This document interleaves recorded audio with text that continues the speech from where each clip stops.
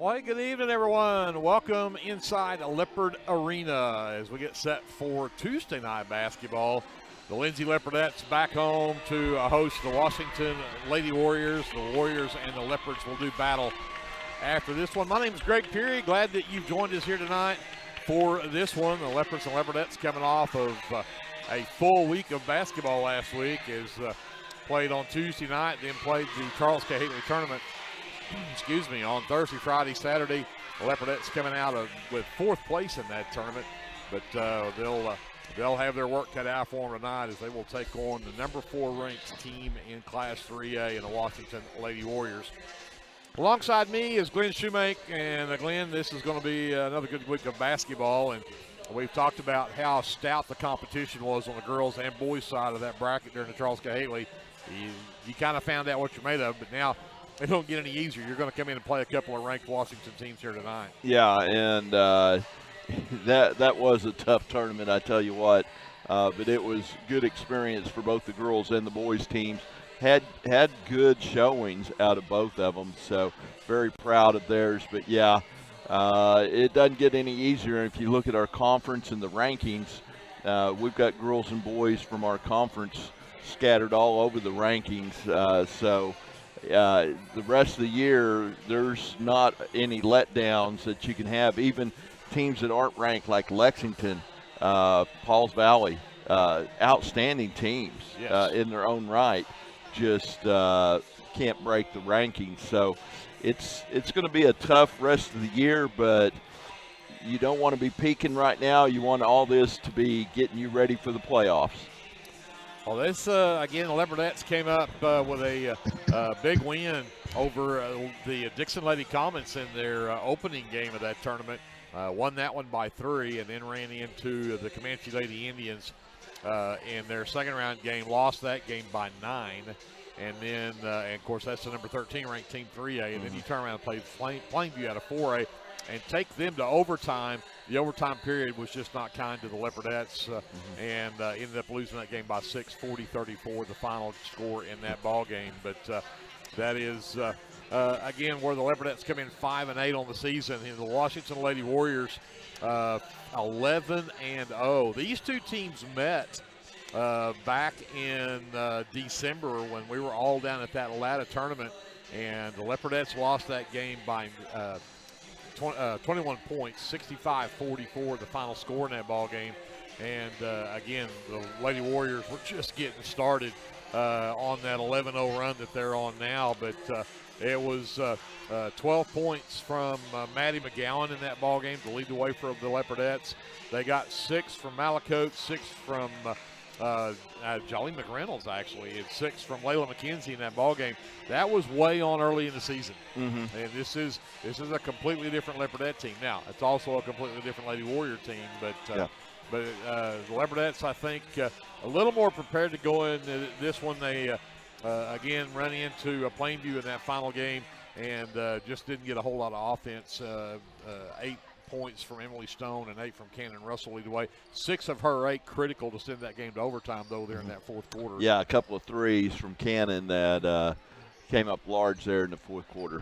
But that'll hopefully give the Leopards some confidence against this Lady Warrior team coming into this one. And of course, we'll flip just for a minute and talk about this boys matchup that's coming up.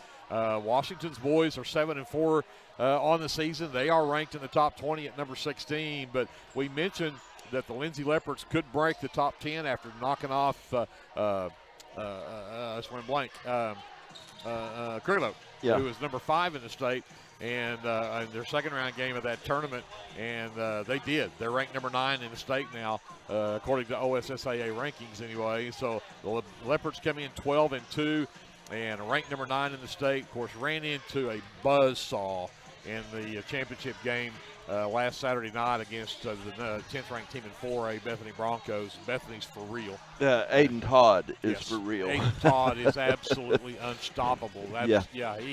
Aiden Todd ended up with, I think, 31 in that game. 31. And, I thought it seemed like it was 40. It did. Woods Harrell had 18, and Wyatt Geisler had 15. All three of those guys on the all-tournament team. In fact, Aiden Todd was named the MVP for the boys bracket. Well-deserved. Yeah. But, hey, the Leopards had a couple of their own on there as well, as Caleb Ince and Ryan Kennedy both made the all-tournament team as well. But Cameron Perry and Emily Stone also named to that all-tournament team. But, again, it's going to be a good matchup tonight. These two teams, if you talk boys or girls, they don't like each other. Right. Yeah, This is a in fact, if you noticed KBLP Live's countdown, it says don't miss the rivalry. Yeah. This is definitely a rivalry. And they've already met once in the tournament. They'll meet here, and we'll have to play them at their place before the season's done. Mm-hmm. If there's a way that these two teams can meet up with each other, they always manage to find a way. And could meet up in the playoffs too. Yep. You're close enough proximity that you can end up in the same region or even the same area for sure. So it's going to be a fun night tonight. Glad you are along with us here on KBLP. Up to J.D. Scruggs, the engineer, running things up top, and also Andrew ESPN Lion on the camera. Kevin Scruggs up top, and then, of course, Brianna Miller taking care of the FM side of things down at the station. We appreciate everything she does as well. Before we can take you any further into our First National Bank pregame show, we want to say thank you to our sponsors, and those sponsors include Abiding Home Healthcare, American Exchange Bank, Calvary Baptist Church, City of Lindsay, Clements Insurance, Design It, Aaron Springs Baptist Church, the First Baptist Church of Lindsay, Grant and Katie Johnson, CPA, Hassler Hot Oil Service, Hot Mess Coffee Company and Java House Realty, Legends Pub House, Jerry Tucker Roustabouts, Legacy Roofing and Construction, the Lindsay Church of Christ, Lindsay Municipal Hospital, Meat Locker Barbecue, Pass Coalition, Physical Therapy Central, Rural Electric Cooperative, Rusty Suspensory, S&H Tank Service, Sharon's Beauty Shop, Shopper News Note, Sooner Valve Repair, South Central Medical Center, Streamline Oil and Gas, Tailor Made Creations, United Methodist Church, and Winans Funeral Home. So, for those folks, we're back with more of your First National Bank pregame show right here on KBLP Live. First National Bank of Lindsay is proud to be a sponsor of tonight's broadcast. Whether you're looking for a business loan, personal loan, or a certain type of deposit product, chances are we have what you're looking for. First National Bank, locally owned and operated, insured by FDIC, Equal Housing Lender. This is Brandon Cottrell, pastor at Calvary Baptist Church. Just want to take a moment and invite you to come worship with us this Sunday. Classes begin at 9:30 and worship follows at 10:45. We have something for all ages each Wednesday night. Meals begin at 5:30 and Bible study follows at 6:30. We would love to have you come be a part of our worship. We are located 410 West Chickasaw. Come join us.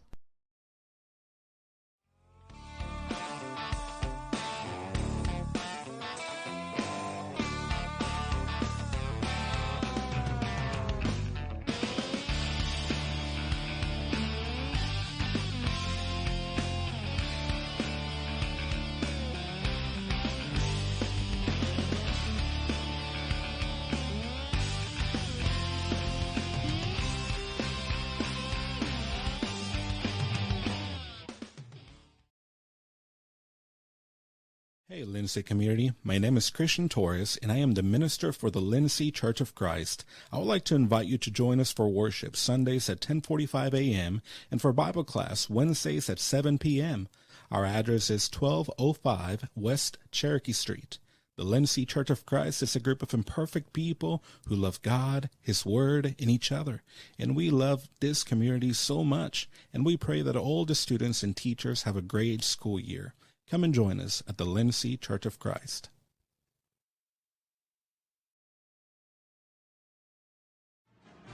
Hey Leopard fans, this is Nick Johnson from First Baptist Church Lindsay. At First Baptist Church, we are a family ministry and desire to faithfully proclaim the gospel in Lindsay and beyond.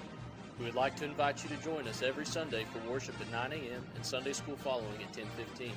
Our Wednesday evening activities start with dinner at 5:50, and then we have Bible studies for children, youth, and adults starting at 6:30. First Baptist Church is proud to support the Lindsay Leopards, and we wish all of our student athletes a successful season. From all of us at First Baptist Church Lindsay, go Leopards!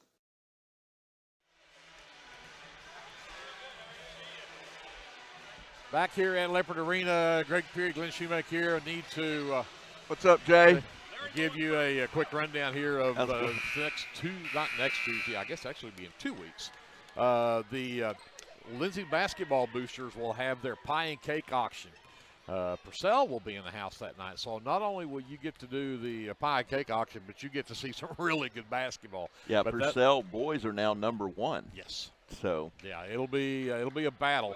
Yeah. And in fact, outside of that Bethany loss, the Purcell loss is the only other loss on the Leopards record. So they'd love to match that one back up. But again, that's on the 24th, and they'll be auctioning off a quilt as well that night that was donated by June Wilson. So mark your calendars, January 24th, and again that will be a Tuesday night, and we'll have the pie and cake auction here at the Leopard Arena and get the quilt auction off, and you can be here to help support this team. We're going to send it back for National Anthem. We'll be back right after this on KBLP.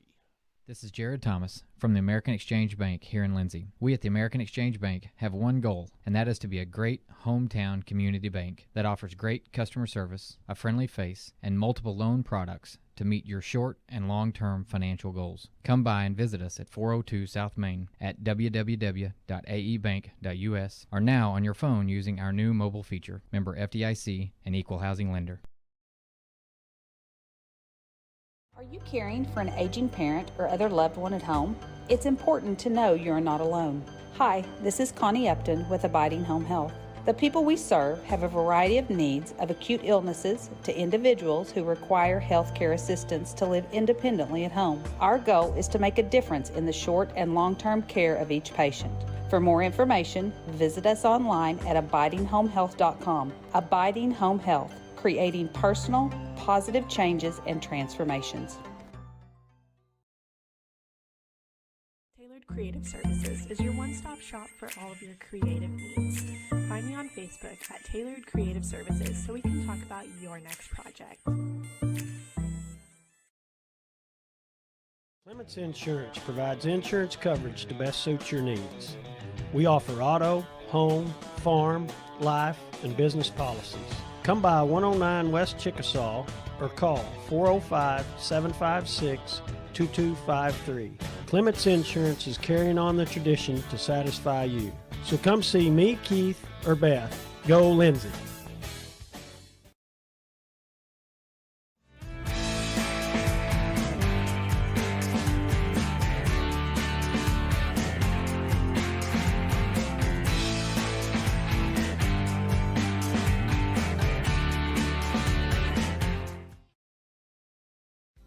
Whether you want to promote your business or unite your team, depend on Design It. Locally owned and operated, we are dedicated to offering the service you need to give you the results you deserve.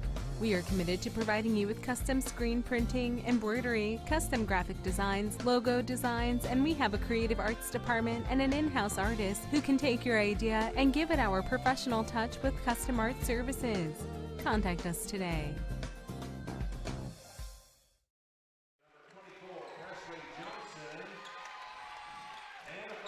We're back here in Leopard Arena. Greg Peary, Glenn Shoemaker here courtside. We'll get you set for this one. Let's go to the starting lineups. First for the Washington Lady Warriors. They will start this way. Number 4 is Rylan Sheffey. Sheffey is a 5'5" sophomore.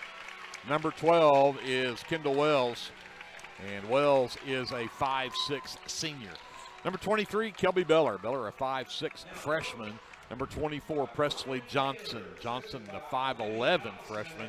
And number 25, Brianna Lindert. Lindert is a 5'9" sophomore. The head coach for the Lady Warriors, Cale Simon. He's assisted by Cammie Beller and Amanda Timms.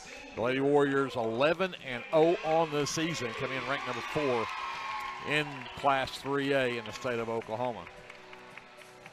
For the Lindsay Leopardettes, they'll go this way. Number 1 at guard will be Cameron Perry. Perry, the 5'5" senior. And the number 5 is Maddie McGowan. McGowan, a 5'10" sophomore. Number 20 is Emily Stone. She is a 5'10" senior. Number 22 at guard, Cannon Russell, the 5'5 sophomore. And to round out your starting five, number 24, Eris De Valenciano, the 5'4 junior. Leopardettes come in 5-9 on the season. The head coach for the Leopardettes, Brian Cater. He's assisted by Alani Allison and Johnny Dodd. Let me mention Cameron Bearden is suited up tonight. She played in the JV game. Yeah, she got released Monday. I was talking to her mom at the tournament, and they were hoping she'd get released Monday. So good to have her back. Absolutely. Got some minutes in that JV game. JV girls and boys both won. So Emily Stone steps to the center circle. Matches up with Presley Johnson, the freshman.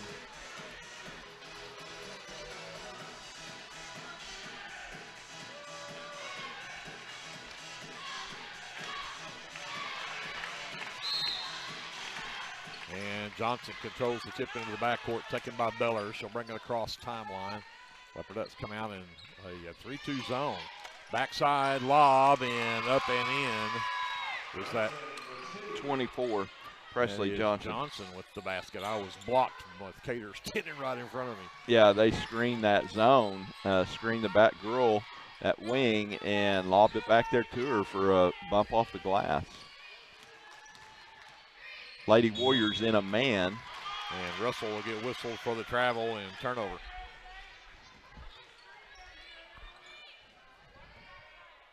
So Johnson inbounds to Miller. She'll bring it back up against this 3-2 zone from the Leopardettes. Left wing. Wells sends it back over right side. Three from Sheffy on the way. Back iron no good. Rebound is tipped, but McGowan comes up with it. Outlet for Perry. She will push it across. Yeah, last time we played them in the Atlanta tournament, they shot a lot of threes. So they continue to do that starting off tonight. And the Leopardettes with another turnover. Valenciano tripped and fell, lost the ball out of bounds, and quickly the other way. And they're going to say that Wells stepped out of bounds, so the Lady Warriors will turn it right back over to the Leopardettes. Parity inbounds, full court pressure from the Lady Warriors, but it's full court man, so they'll get it. Actually, the trap comes. She'll give it away to Valenciano. Little bump there that didn't get called. Now McGowan gets around the screen from Stone.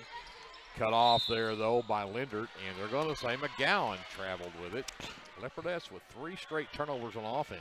Yeah, we haven't taken a shot yet. That's not good. So Beller brings it back up. Johnson to Wells. She'll work toward the top of the key. Comes back to the left side to Beller. Beller penetrates, sends it back up to Wells. Back over to Sheffy right wing. Back up top to Beller. Back over to Johnson. 3 ball from the left corner, no. McGowan skies for the rebound. Took a shot to the face right there. Perry needs some help. Picked up her dribble. And we're going to have to, Coach Cater's going to have to call a timeout. There was nobody on this end of the floor with her. And Leopardettes will have it after the timeout. 6:25 left. It is 2-0. Lady Warriors on top. We'll send it back to JD. Some words from our sponsors. We're back after this. Leopardette basketball is presented by the First National Bank here on KBLP Live. With Oklahoma's weather being unpredictable, you need a trusted roofing company. At Legacy Roofing and Construction, we are proud to serve Lindsay, Oklahoma, and the surrounding areas. Call Legacy Roofing and Construction for a free estimate at 405-756-8855 or visit our website at legacy-roofing.com.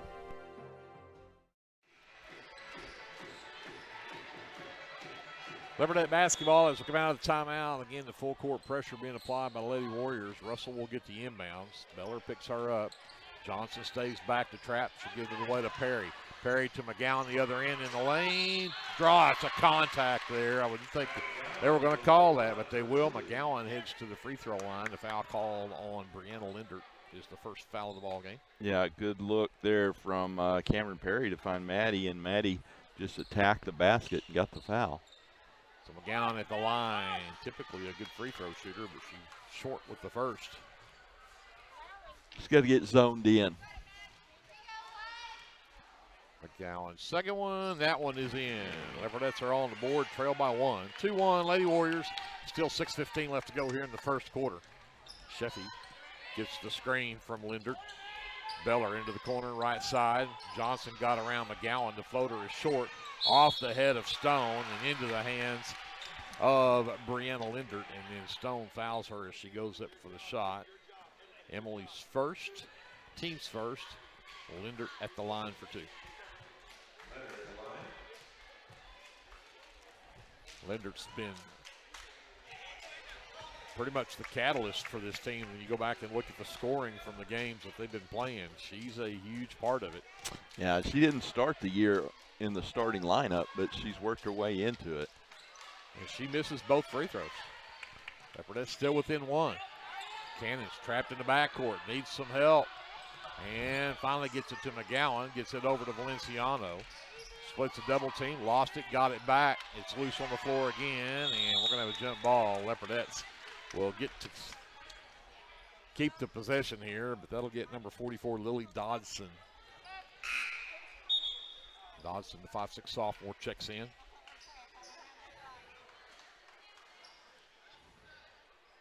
Valenciano will have a seat. Dodson gets the inbounds from Perry. Johnson picks her up. Now needs some help. Got a 5 count going and nobody open. Nobody's breaking back to the basketball, and Dodson ends up with the 4th turnover for the Leopardettes. Coach Cater, why are you dribbling around in circles? Because I've got a 6-foot-tall girl all over me. Johnson right there with her the whole time. Sheffy, high left side, gets the screen from Lindert. Beller right wing. Down underneath, intended for Lindert, but knocked away. Right into the hands, though, of Beller.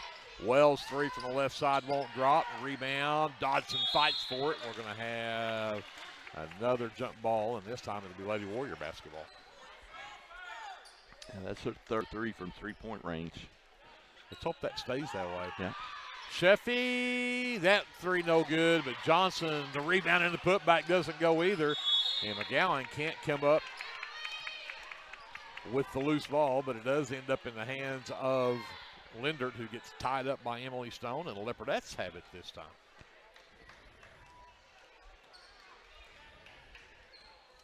Russell steps through a double team, knocked loose, and turned over. 5 turnovers now, and another jump ball, and this one will stay with the Lady Warriors this time. They're going to wear out the switch on that possession arrow over there. Yeah. And Stone tips the pass that's intended for Wells, but she gets it back. Johnson back over to Wells, left side. She'll dribble to the wing, hands behind her to Sheffy inside. Johnson, short corner, Lindert. Jumper up and good for Brianna Lindert. Yeah, good looking play right there. Hit that short corner against that 2-3 zone, and that's not an easy shot because you're a little bit behind the backboard. Russell works on Sheffy. Johnson brings the trap. And is the foul going to be on Russell? Yes. Cannon's first is the team's second. And again, 6 turnovers on the Leopardettes already. And we've had, how many shots have we taken? 0. 0. Yeah, we've taken 2 free throws. Johnson, wide open 3 right wing. It skips out, no good. Lindert lost the handle on the rebound. Goes out of bounds, and they're going to say when the Sheffy had a hand on it, she was out of bounds. That'll go as a turnover on Lady Warriors. That's their 3rd. It was out of bounds. Out of bounds, yeah. Russell trapped, steps through, gets it. No, McGowan doesn't get it. Beller hands it to Wells. And then a push from Cannon Russell. Ill-advised there. It's her 2nd personal, and that will get number 4, Bradley Malacote, the 5'6" senior, into the game. Russell will have a seat. Lady Warrior basketball under their own basket. They've got a 3-point lead at 4-1, 4:27 left. The Leopardettes with the turnover. Russell, the run out at the other end, blew the layup, but right there is Malacote to rebound and put it back in. And Coach Simon wants to talk about it now. 30-second timeout. We'll take it with them. 4:18 left in the first. 4-3. Lady Warriors by 1 when we return. Leopardette basketball is presented by the First National Bank here on KBLP Live. Get your game day, or any day, off to a great start with Hot Mess Coffee at 213 South Main in Lindsay. Hot Mess Coffee Co. offers coffees, lattes, teas, and other tasty beverages, plus great food, too. Good luck to the Lindsay Leopards from Hot Mess Coffee Co. and Java House Realty at 213 South Main in Lindsay.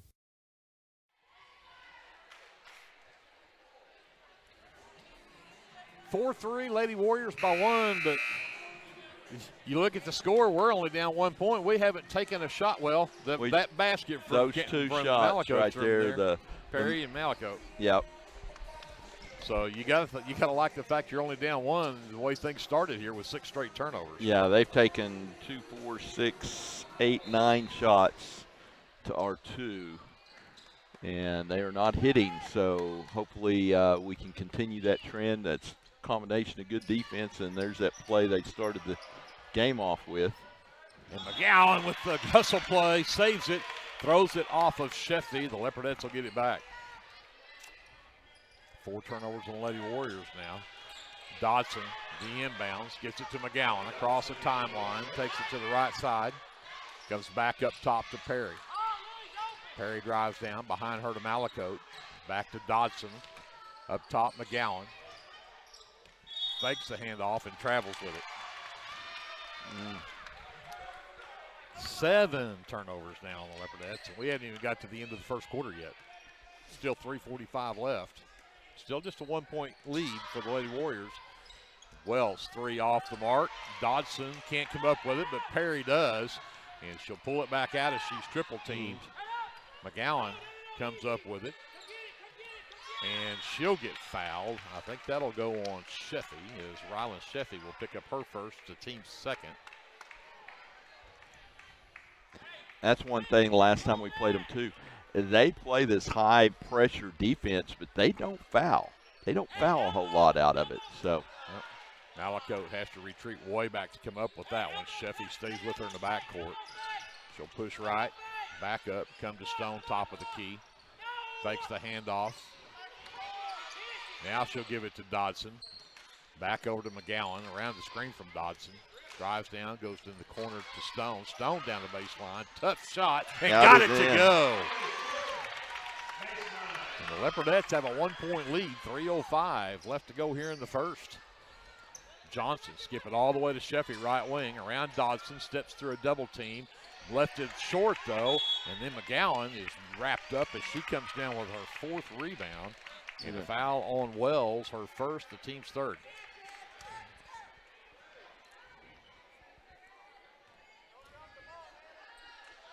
Perry inbounds to McGowan. Ahead, Malicote. And double teamed and traveled with it. Yep. 8 turnovers for the Leopardettes now. 2:49 left in the first, but Lindsay with a 1-point lead. Johnson to Sheffy, left side. They're looking underneath at Beller. She'll step out in the corner, take it, skip it all the way up top to Wells. Back over to Sheffy, back in the corner, down the baseline.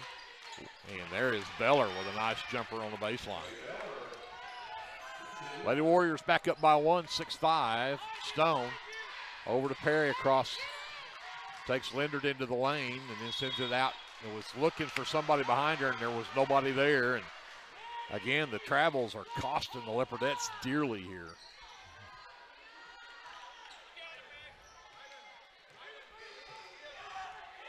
Beller to Johnson. Sheffy left wing. Skip it all the way back up to Wells.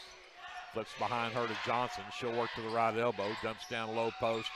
Lindert can't get that one to go. Rebound is tipped and saved in bounds back out to Sheffy, who fires a 3 that doesn't go. Perry comes away with that miss.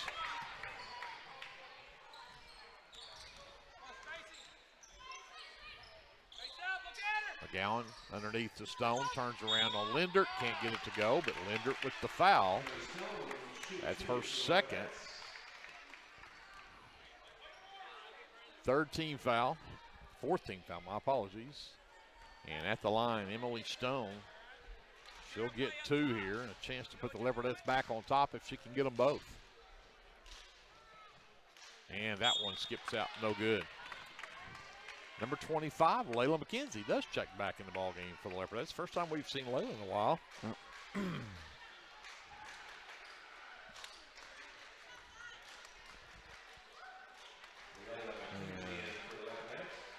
McGowan doing some brace adjustments there. Stone, second free throw coming up. This could tie the game at 6. And it won't. Cannot get it to drop. Johnson the miss. Outlet for Beller. Pushes it up the floor to Johnson to the right corner. Sheffy right back to Johnson. Quickly to Beller into the left corner. Wells to the short corner. And I missed, that is a 21. Laney Gray who checked in for the Lady Warriors. Wells back on the left side, back up top. Johnson, wide open three. No, it does. I thought it was going to fall off, and it went back in. Yeah, threw a pancake up there. It's what you call a pancake when it hits that back rim and just kind of folds over into the basket, yeah. Dodson for 3. No. I thought she might have had the answer, but they're going to say McGowan knocks it out of bounds. So it's 9-5. Lady Warriors by 4 now as we go to a minute to go here in the first quarter. Beller will bring it up. Sends it to Johnson. Quickly back right side to Wells. 3 ball on the way. Will not drop. Long rebound out to Sheffy. Her put up back won't go. McGowan tips the rebound to Cameron Perry. Leopardettes with the ball. Down by 4. 40 seconds left.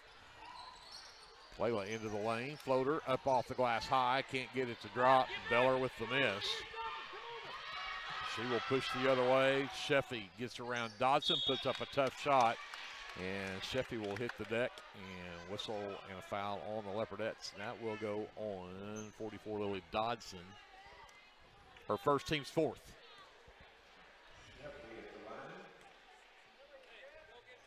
.8 seconds left here in the first quarter as Sheffy will get her first point of the game with a good free throw. Subs in for the Leopardettes include number 10, Cameron Bearden. Also number 23, Chloe Ince. Stone and McGowan will get the breather as Sheffy goes 2 for 2 at the line. And number 14, Emerson Massey, the 5'7" freshman, checks in for the Lady Warriors. 11-5, 6-point lead for the Lady Warriors. Bearden gets it in the backcourt, gives it back up to Perry. Works it up with just 20 seconds left. McKenzie off the handoff. Works across the top of the key, floats it up underneath for Dodson, who wasn't quite ready for it, and she'll lose it out of bounds. Great look, great find. Dodson just could never come up with it. Yeah, she was worried about going and screening and didn't realize she was wide open. 15 seconds left, and Coach Simon puts his starters back in. He figures he's got a chance to score here. 10 seconds left. Beller pushes it up. Bearden stays with her. Johnson tried to go to the high post. Lindert was not ready for it. That is the 5th turnover on Lady Warriors. Perry for 3. And it goes at the buzzer. Off the backboard and in. Got the shoulder bump from Coach Cater as well. The Leopardettes within 3 at the end of 1. It's 11-8. Lady Warriors on top. We'll go to the second quarter. After this timeout, Leopardette basketball is being brought to you by the First National Bank here on KBLP Live. At Rural Electric Cooperative, we're committed to providing electric power and opportunity to the many areas our members call home. That includes supporting youth programs that teach life skills and build character. With REC, you're more than a customer, you're a member owner. And that's why we're always working hard to provide you with the most dependable electric power possible. As a Touchstone Energy Cooperative, REC is dedicated to providing the best service possible and supporting the communities in our service area. Sooner Valve Repair in Lindsay would like to wish the Lindsay Leopards and Leopardettes all the best during this season. When in need of a valve repair, come by Sooner Valve Repair at 106 Southwest 9th Street in Lindsay, Oklahoma, or call 405-756-1599. Good luck, Leopards, from Sooner Valve Repair in Lindsay.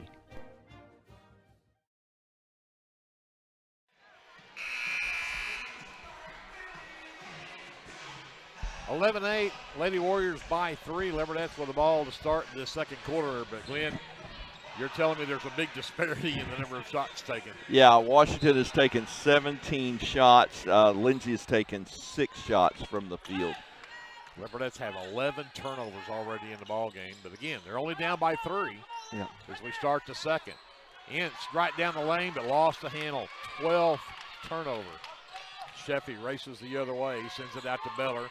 Got around McKenzie. Jumper won't drop. Rebound loose underneath.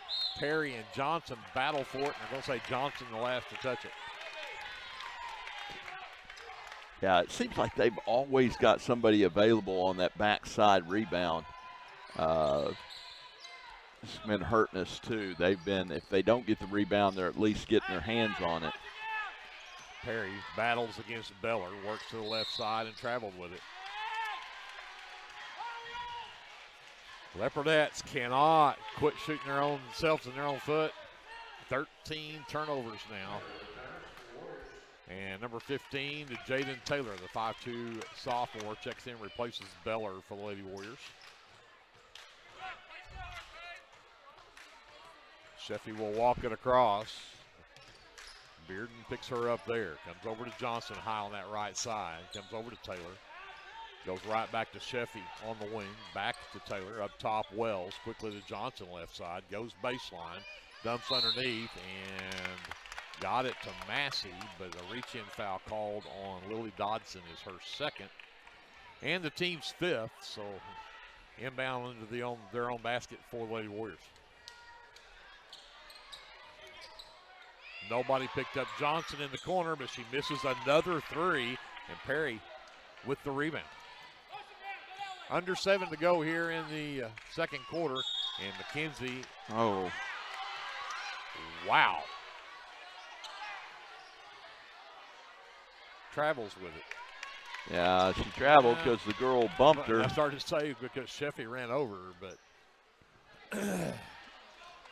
tough call. Again, Lady Warriors with the basketball and a 3-point lead. Leopardette defense has been hanging tough. Johnson over to Taylor right side. Up top to Wells. Massey out to Johnson, back to Wells. Drives down. Leopardettes with the turnover. McKenzie with the run out. Left-handed layup, will not drop. Sheffy pushes it the other way. Goes to Taylor on the right wing, back to Sheffy. Back over to Johnson. Left corner Wells, looks at Massey underneath, brings it back up top instead. Step it back up to Wells, back over in the left corner. Johnson, short corner Massey, turns around. Up top Wells, back to Johnson, another 3 on the way. That one finally drops in. 6-point lead for the Lady Warriors, 14-8, and Coach Cater calls a full timeout. 5:58 left in the first half. A 6-point lead for the Lady Warriors when we come back after this timeout. Leopardette basketball is presented by the First National Bank here on your sports leader, KBLP Live. Hey there, this is Trace Adams with Hassler Hot Oil Service. We are family owned and operated with over 25 years experience. I am a 4th generation Lindsay Leopard, and we proudly support Lindsay Leopards and Leopardettes athletically and academically in all their endeavors. Call my dad, Greg Adams, at 405-756-6075 for all of your hot oiler needs. Again, that's 405-756-6075. Go, Lindsay! Dr. Mike Beckman and all of his staff at 301 South Main Street in Lindsay would like to wish the Lindsay High School football team good luck this season. To schedule your next eye exam, call Dr. Beckman's office at 405-756-4414. Operating hours are from 8:30 a.m. to 5 p.m. Monday through Thursday and 8:30 to noon on Friday. Call 405-756-4414 or stop by at 301 South Main in Lindsay. Go Leopards from everybody at Dr. Mike Beckman's office.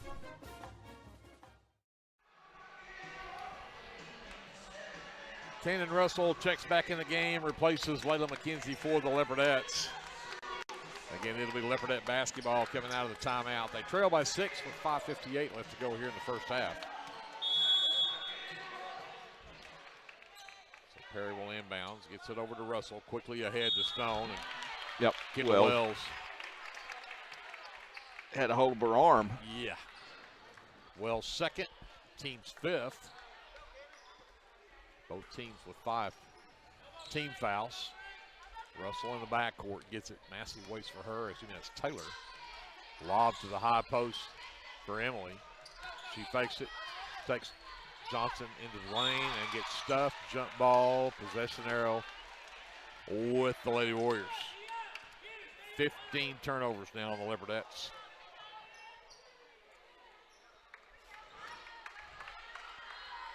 Sheffy again takes her time getting up the floor. Russell will pick her up. Johnson left corner to Wells. Looks underneath at Lindert.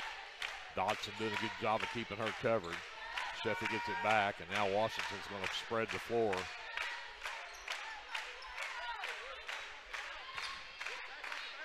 Quickly to Wells in the corner. Lindert again trying to get posted up underneath. They get it in the lane for Sheffy. Over to Taylor at three. Another three long. Two for Jaden. Taylor will drop. Makes it an 8-point game, 16-8. Lady Warriors. 5 minutes left here in the first half. Stone hands to Dodson. Works to the right, hands it back off to Malakote. Malakote steps in the lane and lost the handle. Sheffy runs the other way, lays it up and in. These turnovers are starting to turn into points for Washington, and that's not going to bode well for the Leopardettes.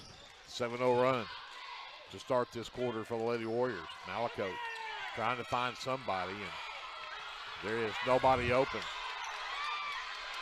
And 5-second call. There was absolutely nowhere to go, and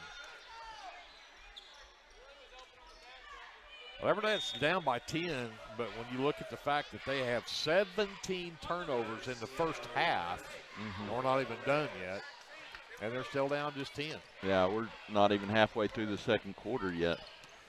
Johnson drives the lane, and they're going to call Johnson for a travel. 7th turnover on the Lady Warriors. Yeah, we get paybacks on the travel call there, and that was a Euro step. That was not a travel.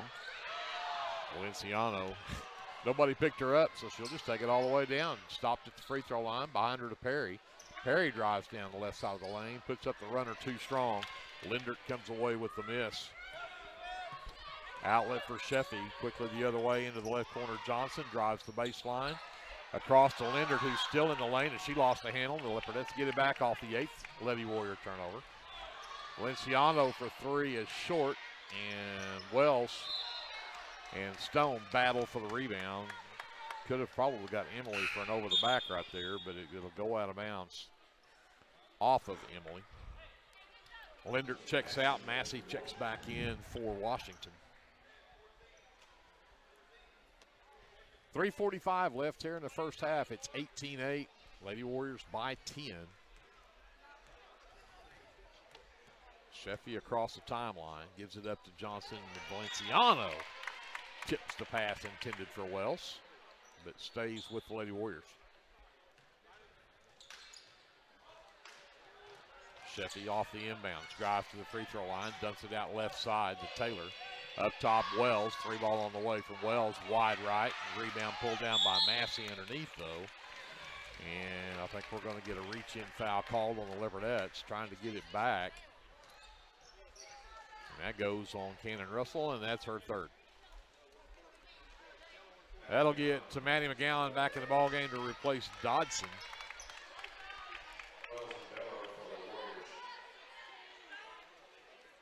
Johnson to inbound under her own basket. In the corner, Beller. Up top, number 5 is Jaden Wells, who's in the ballgame. Beller fires a three right wing, gets off the mark. Stone fights for that rebound. Russell from Perry. Drives to the elbow. Lobs it back up top for Perry. Three ball from Cameron on the way. No, but Emily Stone does a great block out. Got the rebound and the putback. Yeah, a great follow there from Emily to cut into that lead. Johnson over to Jaden Wells. Into the corner to Beller. Up top, Sheffy. Back over to Jaden. Johnson over to Sheffy. Right elbow. Behind her to Jaden. Johnson, left side. Beller.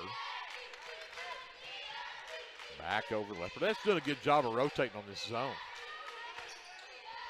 Beller works to the wing, cuts inside, now backs back out. Sheffy for three, left corner, won't drop. McGowan, 5 rebounds on the night for her. The Leopardettes bring it the other way, down by 10, 2:15 left in the half. Underneath, Emily takes Johnson to the rack and puts it in. 18-12, the Leopardettes have gone on a little 4-0 run here after being down 10, and Coach Cale Simon wants to talk about it. Looks like a 30-second timeout. We'll back to Leopard Arena after this. Leopardette basketball is presented by the First National Bank here on KBLP Live. S&H Tank Service is your choice for Lindsay owned and operated vacuum truck service. S&H Tank Service's fleet is equipped with transports, bobtails, pump and kill trucks rated up to 10,000 PSI, plus hot oil units, rock trailers, frac tanks, mud and shell haul-off pits, and soil farming. As Lindsay High School graduates, S&H is proud to support Lindsay schools and all of their student activities. S&H Tank Service would like to wish the Leopards and Leopardettes the best of luck in everything they do. Give S&H a call anytime, 24/7 at 405-756-3121. That's 405-756-3121. And remember, your phone starts our trucks. That's S&H Tank Service of Lindsay.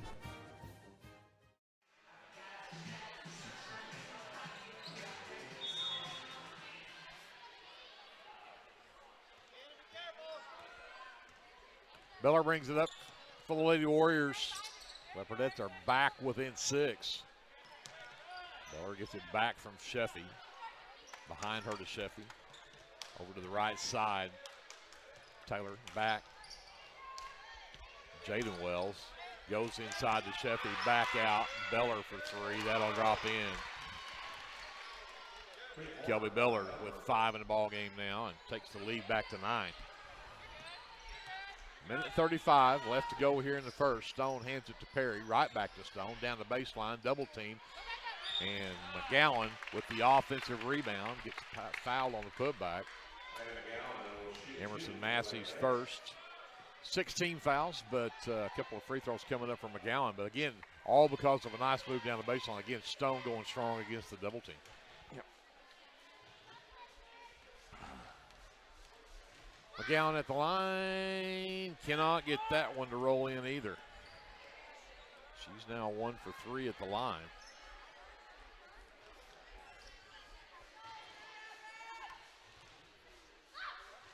And got that one to go. She's got 2 in the ball game. It's 21-13. Lady Warriors by 8. Beller races up the floor.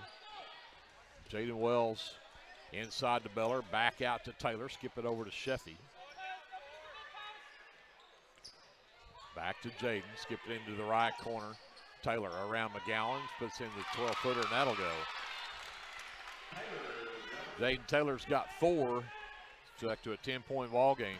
Yeah, that's Perry. twice. That's twice she's kind of stepped inside there and shot about a 15-footer. McGowan, tough shot. Cannot get it to go, but Stone fights for the rebound, ties it up. Leopardettes with the possession there. And sub back in. Kendall Wells returns for the Lady Warriors. Riley Sheffy will get a breather. Perry under her own basket. Stone off the inbounds, fouled by Beller from behind. Emily Stone will go back to the free throw line. Be the 7th and 8th free throws for the Leopardettes here in this first half, and right now they're 2 for 6. Under a minute to go here in the first half. Leopardettes are down by 10, but again, Stone a chance to cut this to single digits.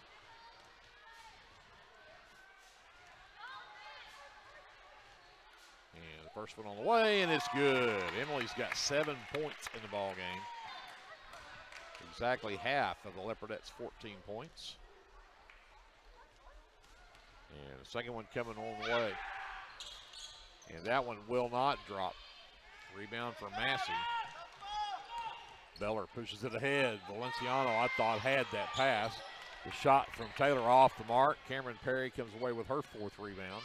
Quickly ahead to Russell on the right wing. Drives into the lane. Left-hand floater will not drop. And Massey pulls down the rebound and gets fouled in the process. And that'll be the 7th team foul on the Leopardettes, as Cannon Russell just picked up her 4th.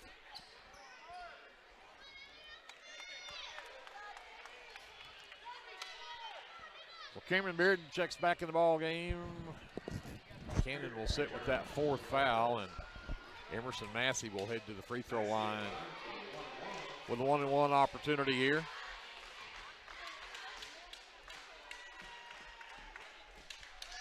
And it will not drop. McGowan, 7 rebounds. The Leopardettes down by 9, 30 seconds left here in the first half. Perry races up on Beller. Works to the right wing, all the way to the baseline. Gets the screen from Stone, tries to lob it into Stone, lobs it too far, turns it over. And Beller's going to hold it up for a final shot here with 15 seconds left in the half. Bearden stays with her. Jaden Wells wanted to go back to Beller. Bearden was a little close for her comfort. Beller drives all the way in the lane. Floater will not drop. Valenciano comes away with a miss. And the Leopardettes are going to be down 9 here at halftime. 23-14. The Leopardettes trail the number 4 ranked team in Class 3A. We're going to send it back up to JD, the engineer Scruggs. We'll hear some words from our sponsors. We'll be back with more of the officially unofficial stats from the first half after this timeout. This is the First National Bank Halftime Show on your sports leader, KBLP Live. The Shopper News Note isn't just another paper. The Shopper News Note is a weekly publication that arrives in your mailbox every Wednesday for free. The Shopper offers free Shopper Topper advertisements as well as news notes and classifieds. And everyone at the Shopper wishes the Lindsay Leopards good luck this season. Go Leopards! Sooner Valve Repair in Lindsay would like to wish the Lindsay Leopards and Leopardettes all the best during this season. When need of a valve repair, come by Sooner Valve Repair at 106 Southwest 9th Street in Lindsay, Oklahoma, or call 405-756-1599. Good luck, Leopards, from Sooner Valve Repair in Lindsay.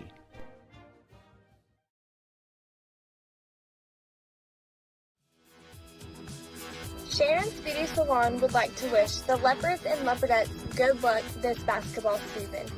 And go KK! Do you have your Oklahoma medical marijuana card, or do you need your card? Rusty's can help you with that. We are your local vape shop and dispensary with more than 6 years of service as a modern smoke shop. Rusty's is located 1 block north of Cherokee Street at 204 Northwest 4th Street in Lindsay, and half a mile east of I-35 at 2401 West Grant Street in Pauls Valley. Get your stash at Rusty's. First National Bank of Lindsay is proud to be a sponsor of tonight's broadcast. Whether you're looking for a business loan, personal loan, or a certain type of deposit product, chances are we have what you're looking for. First National Bank, locally owned and operated, insured by FDIC, Equal Housing Lender.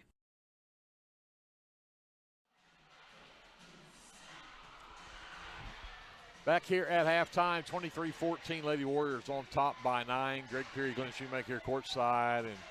And Glenn, I tell you, when you look at the scoreboard, Leopardettes are down 9, and you look at some of these stats we're fixing to give you, I think that's a pretty good place to be compared to where we could be. Yeah, it could be a lot worse. You're right. The turnovers, rebounds, shooting. It has not been very good for the Leopardettes so far this evening. Well, looking at some of our officially unofficial stats from the first half, Presley Johnson leads all scorers with 8 points in the first half. She had 2 of the 3 threes that were hit by the Lady Warriors there in that first half. 5 points from Kelby Beller. She's got the other 3-point basket there in that first half. 4 apiece from Rylan Sheffy and Jaden Taylor, and then 2 points from Brianna Lindert rounds out the scoring for the Lady Warriors. They just went 2 of 3. Nope, I'm sorry. They were 2 of 5 from the charity stripe. Yep. I missed a couple down there that I didn't add into that. For the Leopardettes, they're led by Emily Stone. She's got 7 in the first half. A 3-point basket from Cameron Perry there at the buzzer at the end of the first quarter, and then 2 apiece from Braylee Malacote and Maddie McGowan rounds out the Leopardette scoring, who were 3 of 6 from the free throw line. The Leopardettes are +7 on the glass, which is a little bit of a surprise. But again, when we start talking about some of these numbers and you realize the Leopardettes are only down 9, Leopardettes had 19 turnovers in that first half, and Lady Warriors with just 8. And you turn the ball over 19 times, and you're still only down 9, I think that bodes well for you to be in the position you're in now. Yeah, absolutely. If you look at shooting numbers, the Leopardettes actually are out shooting the Washington Lady Warriors 33% to 31%. The problem is that the Lindsay Leopardettes are 5 for 15 from the floor for 33%. Washington has taken almost twice as many shots, and they're 9 for 29 for 31%. And so Washington is 3 for 16 from three-point range, not shooting very well from there. They're 6 for 13 from two-point range, so they're almost 50% there. Lindsay 1 for 4 from three-point range, and I don't know. I think that's mostly a product of the Washington defense getting out there, knowing that the Leopardettes like to shoot a lot of threes. They're getting out there running them off the line. But the Leopardettes to only shoot 4 threes in a half is that may be a season low. We'd have to go back and check. Well, and again, when you turn the ball over 19 times, and yeah, you've given them at least 14 of those 19, extra shots. So I think again, the Leopardettes trail by 9 here, 23-14 at halftime.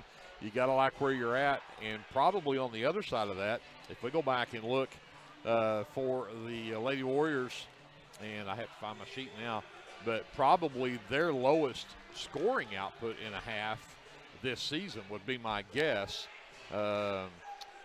Looks like they did play. Purcell was a 59 total, 57 total against Crowder, but yeah, I'm going to almost bet that somebody holding them to just 23 points and a half has not happened very often this season so far either. I would bet so. I bet you're right. So, but again, it's 23-14 lead for the Washington Lady Warriors here at halftime. Again, don't forget, coming up on the 24th, that'll be 2 weeks from tonight, the Basketball Booster Club is going to have their pie and cake auction here at Leopard Arena. And they're going to be not only their pie and cake auctions, but they're going to have a quilt that they're going to auction off that was donated by Gene Wilson. And if you'll check out Lindsay Basketball on Facebook, you can go see that quilt. Orange and black checked with a leopard in the middle of it. It is a beautiful quilt. Absolutely. And so you'll want a chance at that. So check that out and make sure you mark your calendar for 2 weeks from tonight. The 24th will be here in Leopard Arena, and we'll be playing the Purcell Dragons and Lady Dragons. You don't want to miss those games anyway. Yeah, both of them are ranked. Purcell boys number one. Number one. Yep. So the Leopards would love another chance to knock them off and see if we can make that happen coming up here in a couple of weeks. So mark your calendars for that on January 24th. We'll send it back up to JD. We'll take a timeout. We'll come back with the start of the third quarter, and Lady Warriors will have the ball when we do that. So more basketball coming up from Leopard Arena. After this has been your First National Bank halftime show right here on your sports leader, KBLP Live. This is Brandon Cottrell, pastor at Calvary Baptist Church. Just want to take a moment and invite you to come worship with us this Sunday. Classes begin at 9:30 and worship follows at 10:45. We have something for all ages each Wednesday night. Meals begin at 5:30 and Bible study follows at 6:30. We would love to have you come be a part of our worship. We are located 410 West Chickasaw. Come join us.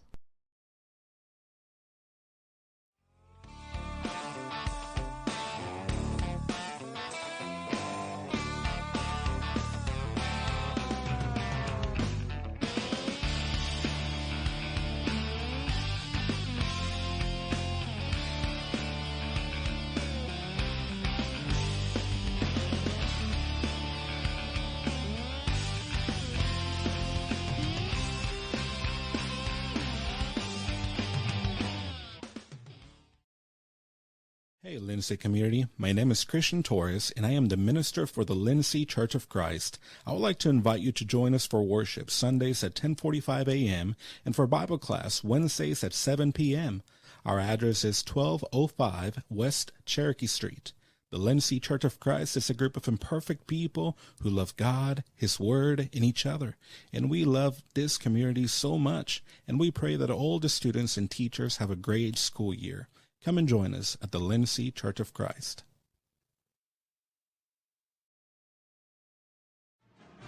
Hey Leopard fans, this is Nick Johnson from First Baptist Church Lindsay. At First Baptist Church, we are a family ministry and desire to faithfully proclaim the gospel in Lindsay and beyond. We would like to invite you to join us every Sunday for worship at 9 a.m. and Sunday school following at 10:15. Our Wednesday evening activities start with dinner at 5:50, and then we have Bible studies for children, youth, and adults starting at 6:30. First Baptist Church is proud to support the Lindsay Leopards, and we wish all of our student athletes a successful season.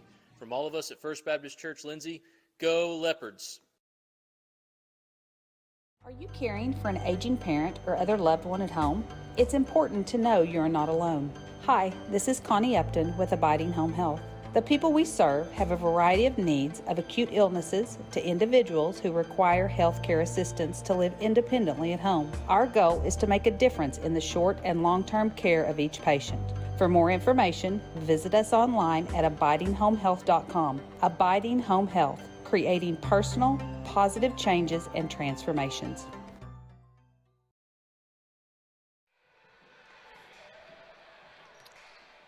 So Lady Warriors get the ball to start this third quarter. Greg Perry, Glenn Shoemake here courtside. Brianna Miller back at our studios. JD, the engineer Scruggs, and Andrew, ESPN Lion, are all up top. They screen to get Johnson a look at three from the left wing. Bounces off the rim twice, but won't go. But Beller will hang on to zone. Worked well for him in the first half. Back to Johnson. Beller from the right elbow turns around. That one won't drop. Wells over the back of Perry saves the tip out though. Lindert in the lane. Tough shot, but she got it to go.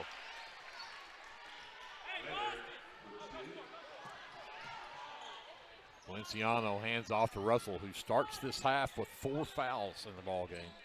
She'll have to be smart here. We need her on the floor. She's got to be smart. Way smart. Valenciano on the right wing. Back up top to Perry. Catch fire three from Cameron on the way, and it's good. 25-17. Leopardettes within 8. Johnson to Beller. Right side, Sheffy. Back up top to Beller. Left side, Johnson. Wells in the corner. Fires the three. That one skips out no good. Johnson skies for a rebound, and then she will get fouled on the putback. That goes on Valenciano, her first, the team's first here in the second half. So Johnson will inbound under her own basket. Lobs to Lindert in the lane. Tough shot. McGowan. 8 rebounds now for Maddie. Yeah, good contest right there from Emily Stone that caused her to alter her shot. Perry left wing, comes to Stone between the circles, back over to Valenciano. Perry cuts through the lane, takes it up, missed it short. Rebound comes down, she grabs it, jump ball. Leopardettes with possession arrow. It was a great cut and a nice feed from Valenciano. Perry just couldn't quite get it up over Lindert's.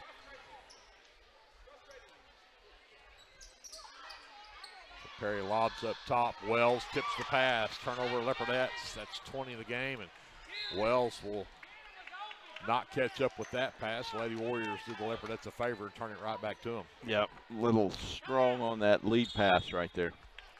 And Coach Cater wants a timeout. 25-17, Leopardettes trail by 8, and just a 30-second timeout. We'll keep this one here.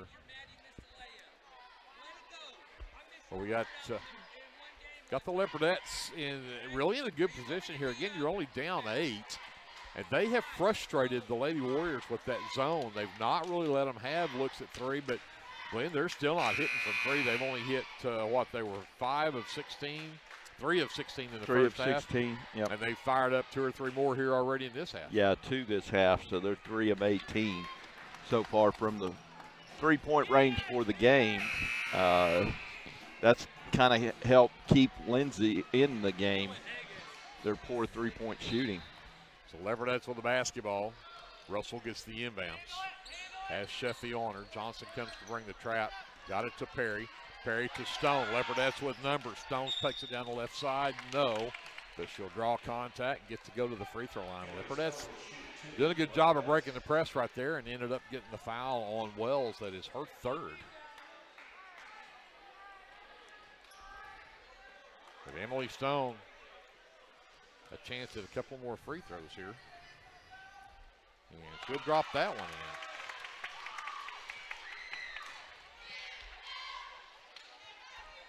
Gives her 8 points in the ball game. And Emily's second one on the way. Can't get it to drop. She just cannot get 2 in a row to go tonight. 25-18, Leopardettes down by 7. Johnson into the left corner for Sheffy. Picked up by Perry. She'll work top of the key to Wells. Skip it all the way to Beller left side. 3 ball from Beller on the way. It's up and good. Shelby Beller's second 3. She's got 8 and takes the lead back to 10. 28-18. Skip it all the way over to Valenciano left side. McGowan left corner. 3 from Maddie on the way. It's good. Maddie with the answer. 28-21. Leopardettes within 7. Sheffy down the baseline. Blocked by McGowan. Outlet for Perry. Pushes up the floor. Drives the right side of the lane. Johnson blocks her shot out of bounds. It'll be Leopardette basketball.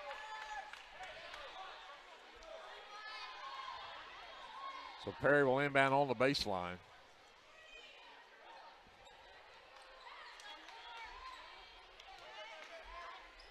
Looks at McGowan, gets it to her in that corner. She'll work to the wing, goes underneath for Stone. Stone turns right, turns left, left it strong. Lindert with the rebound.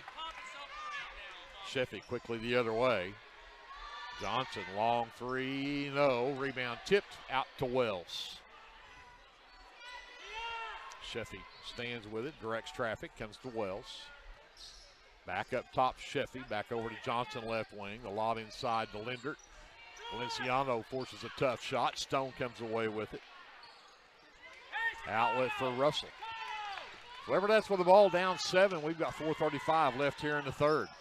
Stone. Hand off to Valenciano. She'll work left, come back to Russell. She'll go baseline. Comes back inside. Back out to Valenciano. Penetrates, sends it out to Stone. Stone nearly lost the handle. Russell back down the lane, intended underneath for McGowan, but lost it. It's a good idea. Johnson across to Sheffy, who was more worried about trying to draw contact there than she was, I think, shooting the ball, because she probably could have got that to go, but she'll get Aristide to pick up her second and just the team's second. But Sheffy goes to the line.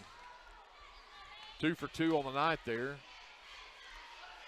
And that one will bounce around and fall in. Malaco, Ince, and Dodson all return for the Leopardettes. Stone, McGowan, and Russell will get breathers.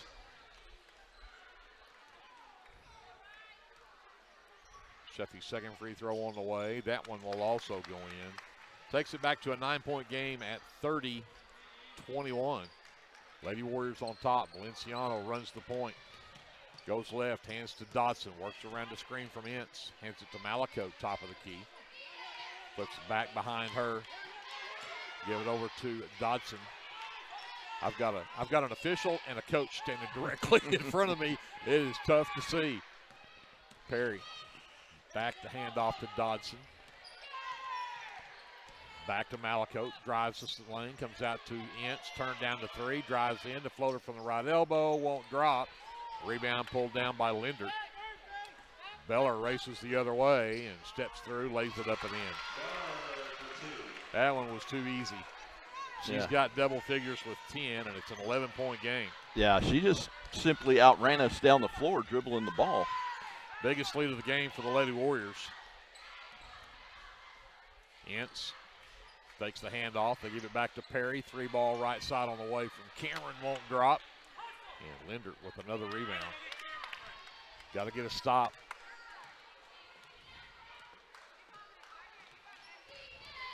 Sheffy works on Malaco. Johnson back over right side. Taylor in the game for the Lady Warriors. Back up to Beller. Sheffy drives in, pass tipped on the way to Johnson. Lindert turns around and jump ball. Nice job from Dodson in there on the Lindert. McKenzie checks back in. Perry gets a well-deserved breather, and also in is Cameron Bearden. She'll replace Valenciano. Lady Warrior basketball. Lindert can't get it to go, but gets contact. She'll head to the line. Foul called on Chloe Ince. It'll be her first. Leopardettes now with 3 team fouls. Lindert at the line, 0 for 2 her first trip.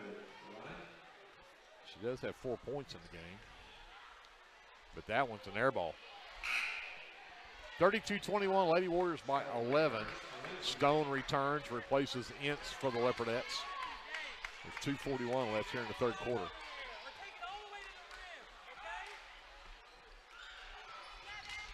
Lindert misses both. Stone claims the rebound for the Leopardettes. Yeah, Lindert now 0 for 4 from the free throw line. McKenzie off the handoff, splits a double team and reach out and grab from Sheffy. Will pick up her second, just a second team foul. Bearden under her own basket to trigger for this one.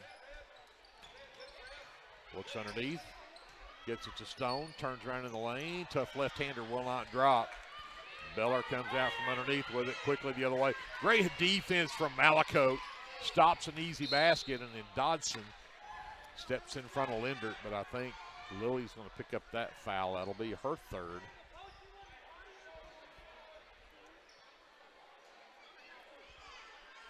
The second team foul on the Leopardettes, so Beller with the inbound underneath.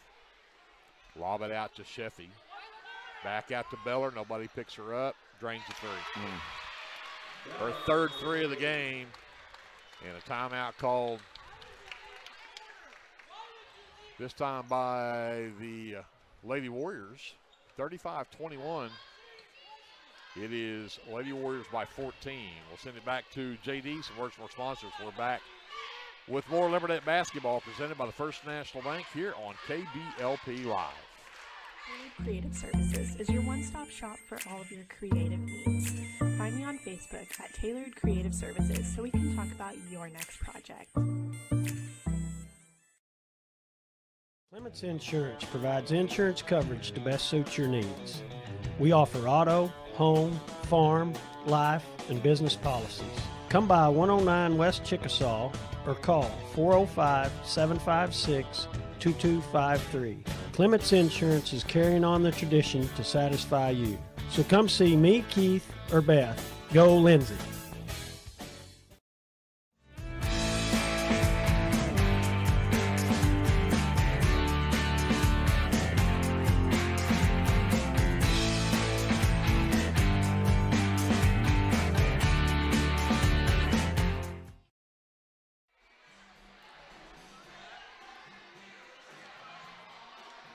Leopardettes down by 14 now after a couple of threes in this quarter from Presley Johnson. From Kelby Beller, my apologies. Stone ahead to Malakote, races the other way, splits a double team. Floater with the right hand is off the mark. Rebound pulled down by Beller, tied up by Emily Stone. Leopardettes have the possession arrow. Yeah, we need to get some points, cut this to single digits here before the end of this quarter with 2:03 left. Bearden the inbounds under her own basket, looking for Stone. She'll lob it up top. Emily will hand it off to McKenzie. Malakote, top of the key, goes inside Stone, turns around, right-hander, yes! In the end one for Emily Stone. She's in double figures now with 10. And the foul called on number 25, Brianna Lindert. That is her third. 13 foul, 14 foul. That's the third. Well, this would cut it to 11.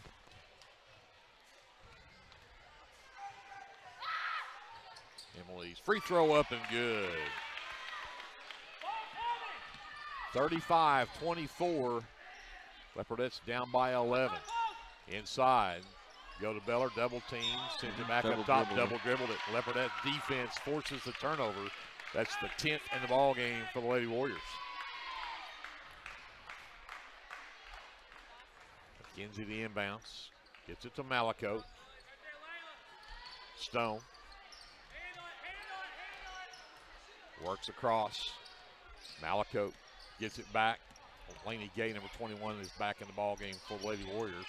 Stone handles it, free throw line, comes out to Dodson. Back out to Malakote. Malakote takes it all the way down the right side of the lane. Runner won't go. Stone could not ever come and hold for that rebound. And It'll go out off of her, and Cameron Perry rested up, back in the ball game, replaces McKenzie. 1:21 left in the third. It's an 11-point Lady Warrior lead at 35-24. Johnson quickly to Sheffy left wing. It's underneath Taylor, back out to the right elbow. Johnson wide left. Somehow Beller came up with the rebound, and then Stone will foul her. It's just Emily's second, but that's the 15th foul now. Yeah, fouls mounting up, and you don't want them at the free throw line, although they haven't shot great there tonight. Beller's first trip there, and she'll get that one to go. Yeah, she's probably their best shooter, so you can count on her. She's got 13 points in the ball game now. Actually 14, and make it 15 if she'll get both of those to drop. 37-24, 13-point Lady Warrior lead. Stone gets the pass to break the press. Dodson goes over to Malakote right wing. Malakote works on Beller. Gets to the left wing, reverses, comes back up top, comes over to Perry left wing. 3-ball from Cameron on the way, and it's good! Cameron for 3. She's got 9 on 3 threes, and it's a 10-point ball game. 35 seconds left here in the third. Sheffy left wing. Into the corner for Beller. Skip it all the way to the right side, back to Johnson, back to Taylor, turns down the shot. Back to Sheffy. She'll penetrate and travel with it. The kid. Thought they were going to get a reach-in foul right there, but. Yep. This can get us back to single digits right here if we can come down and score.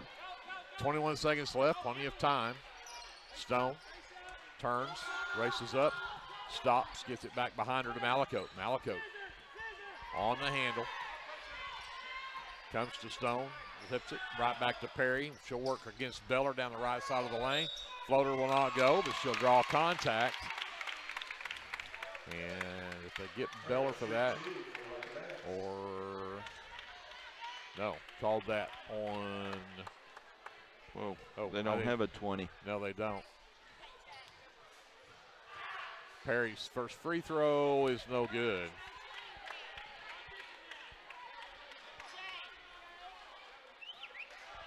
Jay. Cameron's second one will drop. She's now double figures with 10. Leopardettes within 9, 1 second left, and traveled with it.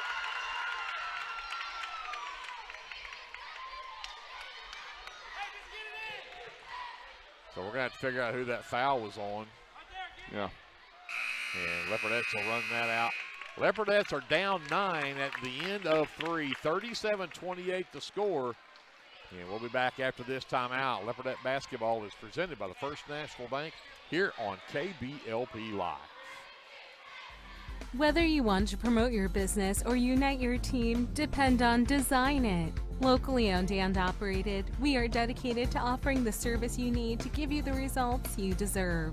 We are committed to providing you with custom screen printing, embroidery, custom graphic designs, logo designs, and we have a creative arts department and an in-house artist who can take your idea and give it our professional touch with custom art services. Contact us today.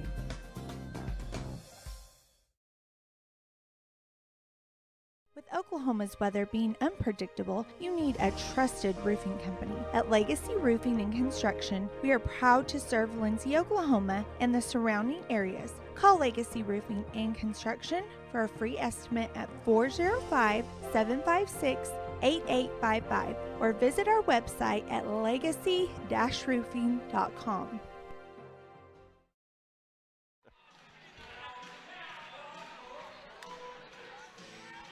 So Lady Warriors will have the ball to start the fourth. Leopardettes are going to send Chloe Ince, Cannon Russell, Maddie McGowan, Braley Malakote, Cameron Perry back out on the floor. And we have now decided that that foul that was on the mysterious number 20 is actually on 23. That is Kelby Beller's first. And again, just the 14th foul on the Lady Warriors, so it doesn't really seem to hurt much, but Lady Warriors with the ball and a 9-point lead to start the final stanza. Right wing, Sheffy. They lob down to the low post, and it's stolen away and tied up. And the Leopardettes get the ball back. Tried to lob that one down to Lainey Gay on that low post, and Cameron Perry stepped right in front of her. McGowan, they'll leave her alone. She'll bring it up the floor. Crosses the timeline, and they're going to say she traveled with it, drag her pivot foot. 23 turnovers now on the Leopardettes in the ball game.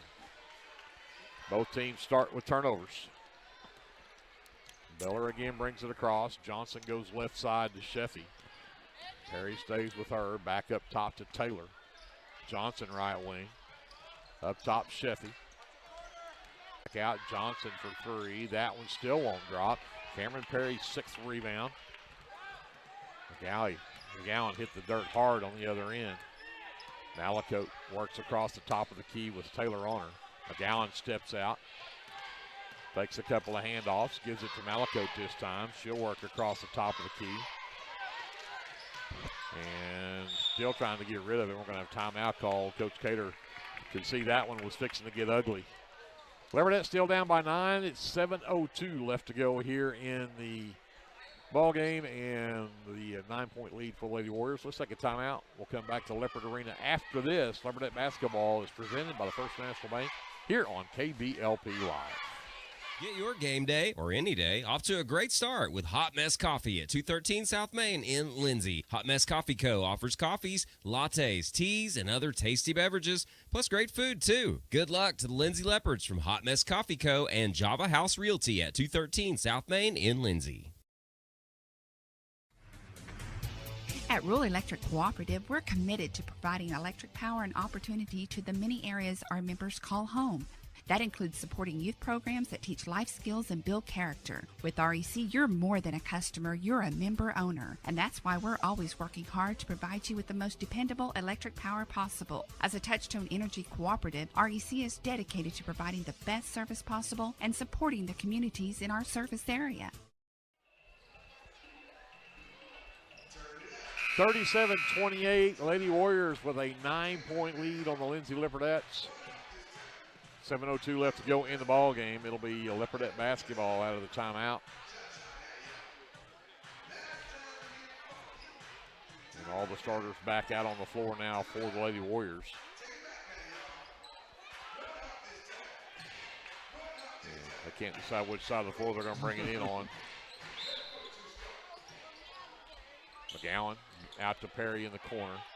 Beller pushes her to the top of the key. Cannon Russell back in the ballgame for the Leopardettes with those 4 fouls.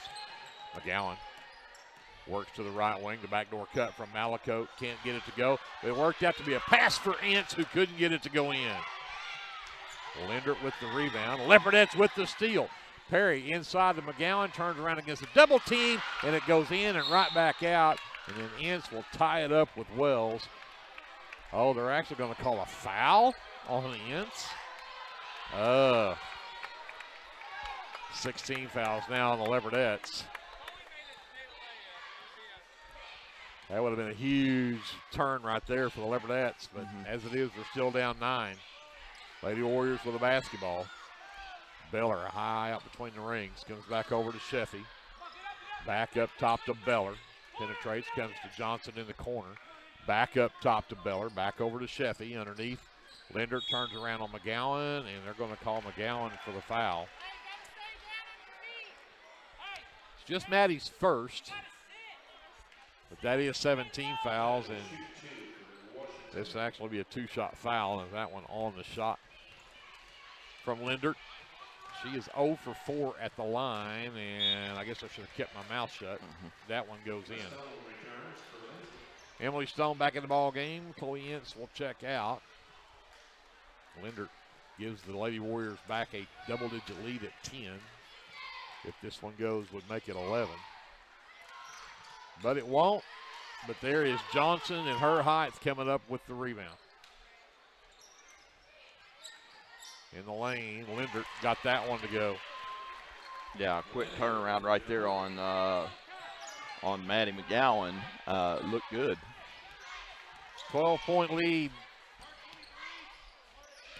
Stone hands to Russell right back to Stone, turn around in the lane, puts up a fadeaway right-hander that will not go even close to the rim. And that'll go as the 24th turnover on the Leopardettes. 40-28, Lady Warriors with a 12-point lead. Johnson back up to Beller, Sheffy right wing, all the way back to Johnson on the backside. They screen off of her. She misses the shot, rebounds, and they're going to give 2 more free throws to the Lady Warriors, and they're going to call McGowan for her second. This time it's going to be Johnson at the free throw line. That's going to be her first trip there, and she'll get 2.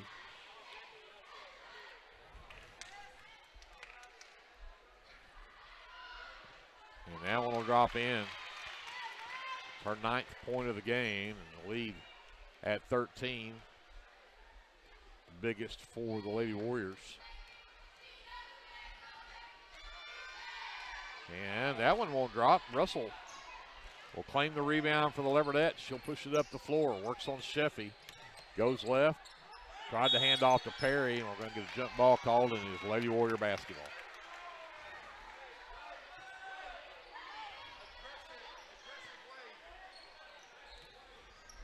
So 5:20 left in the ball game. Lady Warriors with the basketball up by 13.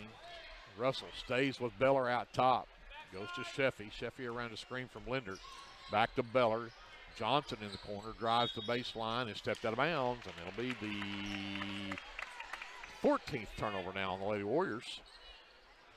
The Leopardettes with the ball down by 13. Still plenty of time with 5:05 left in the ball game. Russell will bring it up. Works right, hands to Malakote. Malakote across the top of the screen to Perry left side. Cameron 3 on the way, back iron. Lindert with the miss. Johnson lost it. Got it to Beller. Beller from 12 got that one to go. This is getting out of hand. Yep, down by 15 now. 4:35 to go. Stone left side. Up top for Perry. They tried to screen her. Beller got over the screen. Russell right wing. Looking for Stone underneath. Double teamed and pushed. Finally gets it over to McGowan. McGowan fouled on her shot. And I think they'll get Beller with that one. That will be number 2 on Kelby. Number 3. Ah. Because they called that one. That's right. I didn't mark the one that was on the mysterious 20. Yep. McGowan at the line to shoot 2, and Maddie is short with the first one.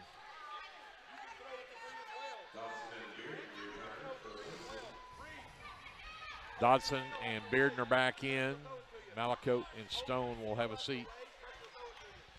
43-28, a 15-point lead for the Lady Warriors. McGowan's second free throw on the way. That one drops in. She's got 6 in the ball game. 43-29. Lady Warriors on top. Sheffy goes to Beller right wing. Underneath Lindert. Turns around on Dodson. Shot won't go. Rebound is loose, but claimed by McGowan. And then I think we're going to have a reach-in foul called on Kendall Wells. And that'll be her 4th. McGowan now with her 10th rebound. She's got 6 points to go along with it. 4 minutes left in the ball game. Russell works left, now goes right, comes back left, gets a screen from McGowan, hands to Dodson. Dodson across the top of the key. Hands to Bearden. Bearden for 3. Yes! Off the glass and in for Cameron Bearden. Timeout, Lady Warriors. The Leopardettes are back within 11 with 3:44 left to go in the ball game. It's a full timeout. Let's take it with them. We'll come back to Leopard Arena after this timeout. Leopardette basketball presented by the First National Bank here on KBLP Live. Hey there, this is Trace Adams with Hassler Hot Oil Service. We are family owned and operated with over 25 years experience. I am a 4th generation Lindsay Leopard, and we proudly support Lindsay Leopards and Leopardettes athletically and academically in all their endeavors. Call my dad, Greg Adams, at 405-756-6075 for all of your hot oiler needs. Again, that's 405-756-6075. Go, Lindsay! Shannon's Beauty Salon would like to wish the Leopards and Leopardettes good luck this basketball season. And go KK!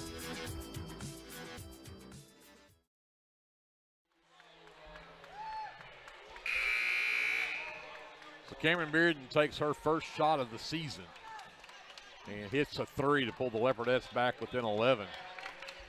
Leopardettes have got 5 field goals in this half. 4 of them are threes. Yep.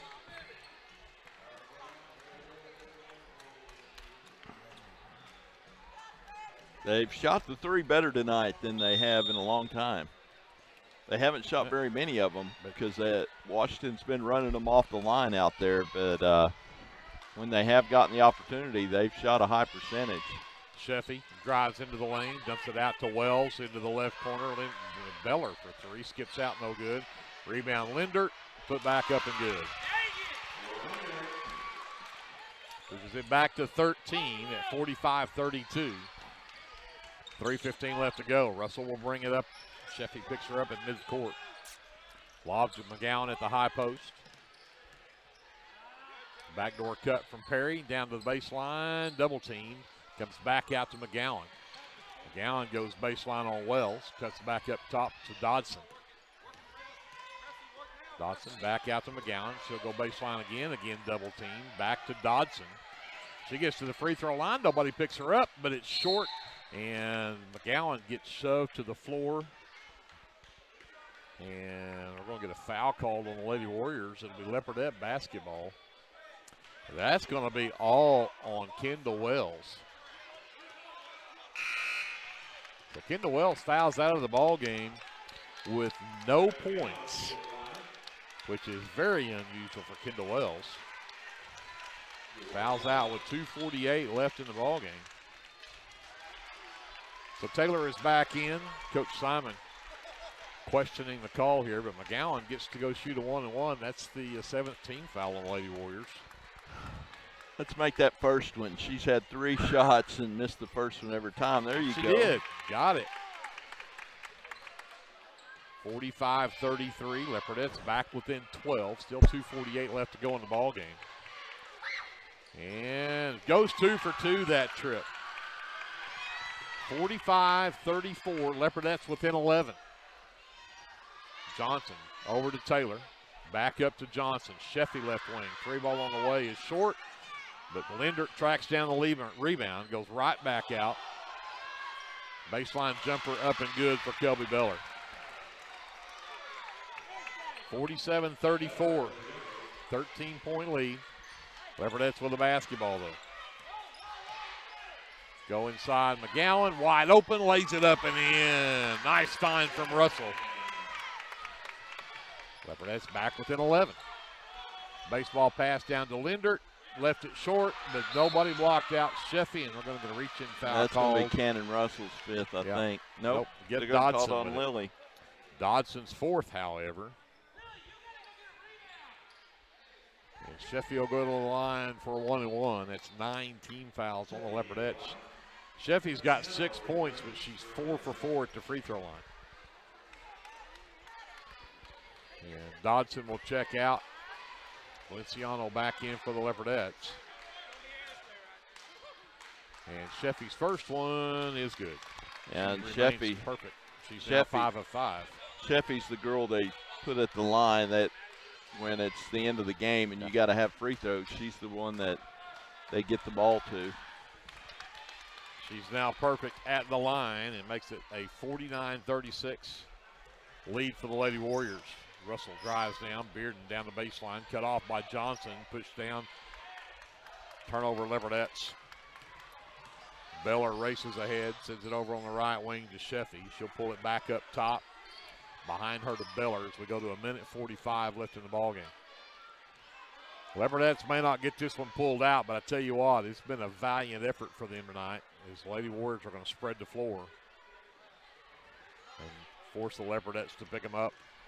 Sheffy with Bearden on her, flips behind her to Taylor, up top to Beller, to the high post to Lindert, back out to Sheffy. And Bearden whistled for the reach in, and that'll be the double bonus now. And 2 free throws again coming up for the girl you don't want on the free throw line in Rylan Sheffy.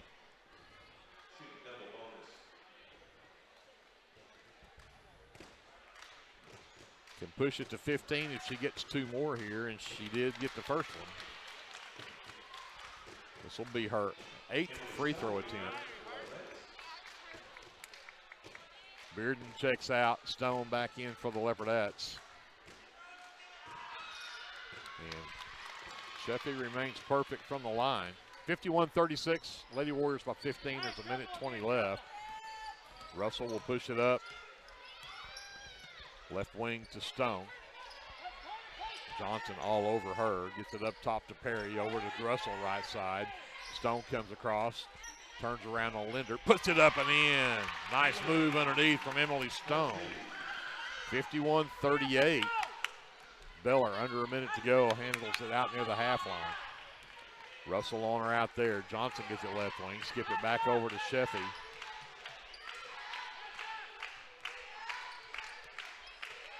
Leopardettes will go man now. Sheffy drives all the way to the elbow, backs it back out to Beller.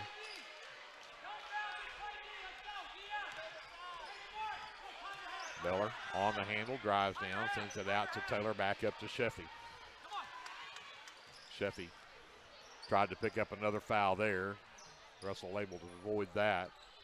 20 seconds left in the ball game. Lady Warriors are going to remain undefeated here, but I tell you what, valiant effort from the Leopardettes. As they'll drop this one by 13, 51-38, the final score. And again, holding the Lady Warriors to probably one of the lowest scoring games of the season for them. Purcell held them to 46. And the Leopardettes hold them to just 51. 51-38, the final score. We'll send it up to JD, take a timeout, get our officially unofficial stats from this one. We'll come back, get you set for the boys game coming up right after this as well. Leopardette basketball has been presented by the First National Bank right here on KBLP Live. Dr. Mike Beckman and all of his staff at 301 South Main Street in Lindsay would like to wish the Lindsay High School football team good luck this season. To schedule your next eye exam, call Dr. Beckman's office at 405-756-4414. Operating hours are from 8:30 a.m. to 5 p.m. Monday through Thursday and 8:30 to noon on Friday. Call 405-756-4414 or stop by at 301 South Main in Lindsay. Go Leopards from everybody at Dr. Mike Beckman's office. S&H Tank Service is your choice for Lindsay owned and operated vacuum truck service. S&H Tank Service's fleet is equipped with transports, bobtails, pump and kill trucks rated up to 10,000 psi, plus hot oil units, rock trailers, frac tanks, mud and shell haul-off pits, and soil farming. As Lindsay High School graduates, S&H is proud to support Lindsay schools and all of their student activities. S&H Tank Service would like to wish the Leopards and Leopardettes the best of luck in everything they do. Give S&H a call anytime, 24/7 at 405-756-3121. That's 405-756-3121. And remember, your phone starts our trucks. That's S&H Tank Service of Lindsay. The Shopper News Note isn't just another paper. The Shopper News Note is a weekly publication that arrives in your mailbox every Wednesday for free. The Shopper offers free Shopper Topper advertisements as well as news notes and classifieds. And everyone at the Shopper wishes the Lindsay Leopards good luck this season. Go Leopards! Sooner Valve Repair in Lindsay would like to wish the Lindsay Leopards and Leopardettes all the best during this season.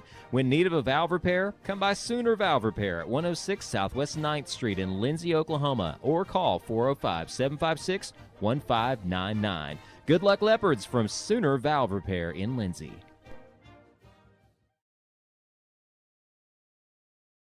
Do you have your Oklahoma medical marijuana card, or do you need your card? Rusty's can help you with that. We are your local vape shop and dispensary with more than 6 years of service as a modern smoke shop. Rusty's is located 1 block north of Cherokee Street at 204 Northwest 4th Street in Lindsay, and half a mile east of I-35 at 2401 West Grant Street in Pauls Valley. Get your stash at Rusty's.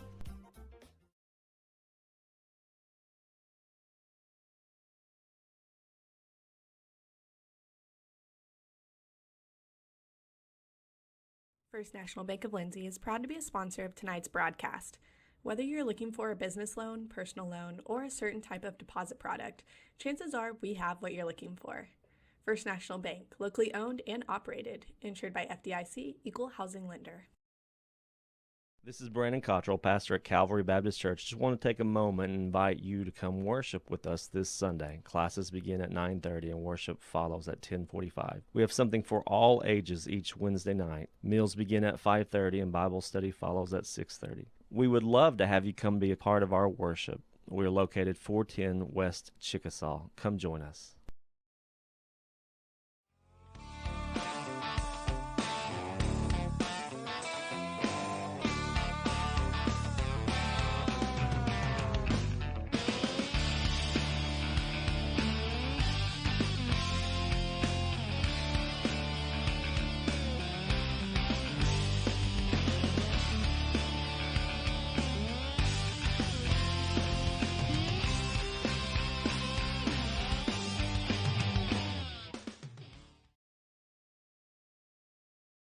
Hey, Lindsay community. My name is Christian Torres, and I am the minister for the Lindsay Church of Christ. I would like to invite you to join us for worship Sundays at 10:45 a.m. and for Bible class Wednesdays at 7 p.m.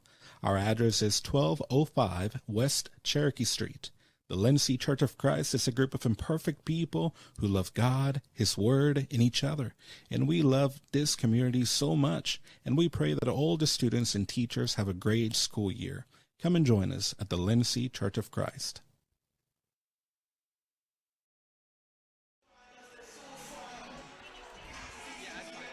Back here at Leopard Arena, we wrap up this girls' game, a 13-point loss for the Leopardettes as they lose to the number 4 ranked and undefeated Washington Lady Warriors, 51-38 the final score in this ball game. And as we look at these numbers, again, these are all completely unofficial, but at the same time, I think it's actually amazing that the Leopardettes did what they did. If they had not had such adversity, I think this might have been a whole different ballgame. The Lady Warriors are led by Kelby Beller. She finished the game with 19 points in the ballgame. 10 for Rylan Sheffy. She had 8 of those at the free throw line. She was a perfect 8 for 8 at the free throw line. Then it was 9 apiece for Brianna Lindert and Presley Johnson and 4 from Jaden Taylor. That's all the scoring for the Lady Warriors. Kendall Wells fouled out of the game with 2:48 left to go, and she did not score in the ballgame tonight. The Lady Warriors, I had them 12 of 19 from the free throw line, and the Leopardettes forced 14 turnovers on the Lady Warriors. For Lindsay, they had 3 players in double figures. Emily Stone finishes the game with 13 points in the ballgame and had 7 rebounds to go along with that. Maddie McGowan has a double-double, 10 rebounds, 10 points in the ball game for Maddie. Also 10 points from Cameron Perry. And then a 3-point basket from Cameron Bearden and a 2 points for Brayley Malacote rounds out the scoring for the Leopardettes. I had them 9 of 15 from the charity stripe. 9 of 17. Can I not count, Glenn? I guess not. All right, 9 of 17. And then the Leopardettes plus 3 on the glass, though, 25-22. But the number that'll stick out for Leopardette fans is 26 turnovers. Now, 19 of those were in the first half. And the Leopardettes were down by 9 at first half. So, I mean, I think the second half is a whole different ball game if that doesn't happen. But it's a good ball game for the Leopardettes. You're playing the number 4 ranked team in the state. Yeah. I mean, and they're undefeated. So the Leopardettes came as close as probably anybody did. Well, and after the game, the Washington coach told Coach Cater, he's like, y'all outplayed us tonight. And I think talent-wise, there's just a little too much three-point shooting and free throw shooting on the side of Washington that got them over the hump. They shot really well from 2-point range as well, but that speaks volumes when the other coach says, "Hey, you outplayed us." So they have nothing to hang their heads about. They can be very proud of their effort tonight and get ready to go play Pauls Valley on Friday night. So. Look at your final numbers. Yep. The Washington Lady Warriors finished 12 for 25 from two-point range, almost 50%. They were only 5 for 24 from three-point range. They ended up shooting more twos than threes, which the first half they had shot more threes than twos. But they finished 17 for 49, or 35%. Leopardettes matched that percentage, shooting 7 for 24 from two-point range, 5 for 10 from three-point range. Shot probably their best three-point shooting percentage night of the season so far, but only were able to get 10 shots off. But they finished 12 for 34 for 35% as well. You end up taking 15 less shots than they did. You had 14 less shots at halftime. So the second half, we lose the second half by 4. Yep. So good effort. Came out. You're down at halftime by 9. It would have been easy to maybe come out and think, well, we'll just get through this, but they came out and fought and did a great job that second half. They absolutely did. Again, you match them 24-28 in that second half, and again, with the fact that you gave up that many more shots to them, and I think, again, you applaud the effort by the Leopardettes. I think it gives them a lot of confidence knowing that you took on that good of a ball team and played them that close. But again, they'll head to Pauls Valley on Friday night. That's when we'll see the Leopardettes next. Yep. So let's take a quick timeout, and we'll get set and ready to go for a boys matchup. So don't go away. We're back after this 30-second timeout here on your sports leader, KBLP Live. Hey Leopard fans, this is Nick Johnson from First Baptist Church Lindsay. At First Baptist Church, we are a family ministry and desire to faithfully proclaim the gospel in Lindsay and beyond. We would like to invite you to join us every Sunday for worship at 9 a.m. and Sunday school following at 10:15. Our Wednesday evening activities start with dinner at 5:50, and then we have Bible studies for children, youth, and adults starting at 6:30. First Baptist Church is proud to support the Lindsay Leopards, and we wish all of our student athletes a successful season. From all of us at First Baptist Church Lindsay, go Leopards!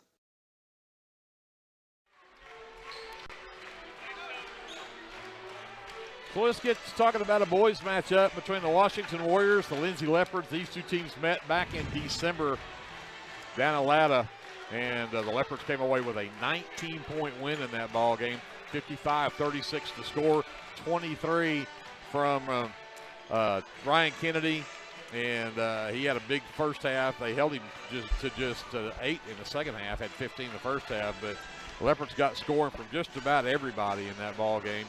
And it was a big win for the Leopards. Hayden Hicks finished with 12 in that game.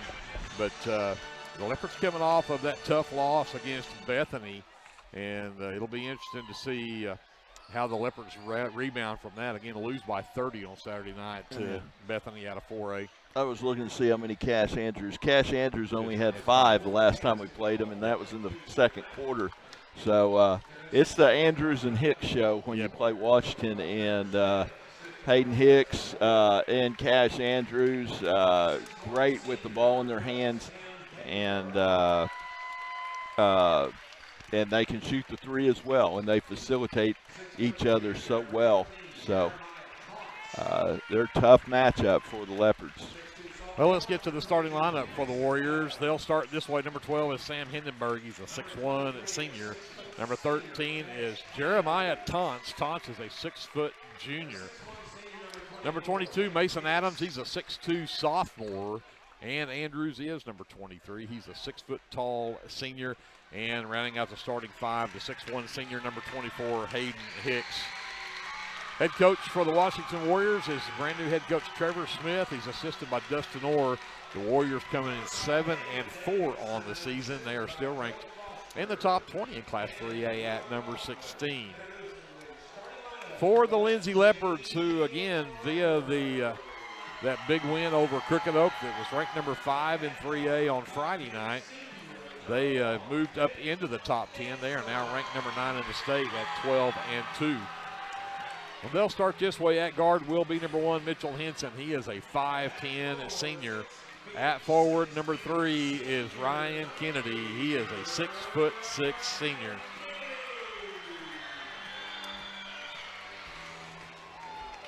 At guard will be a number 11. That is Bryson Watts. Watts is a 6-foot-tall junior. Number 23 is Caleb Ince at forward. Ince, a 6-foot-tall junior. And to round out the starting five will be number 33, Jaden Watts. Watts is a 6-foot-tall senior. So Jaden, Ince, Bryson, Kennedy, and Henson, the starting five for the head coach of the Lindsay Leopards in his first season at Lindsay, David Davidson. He's assisted by Joe Foster and Will Kaufman.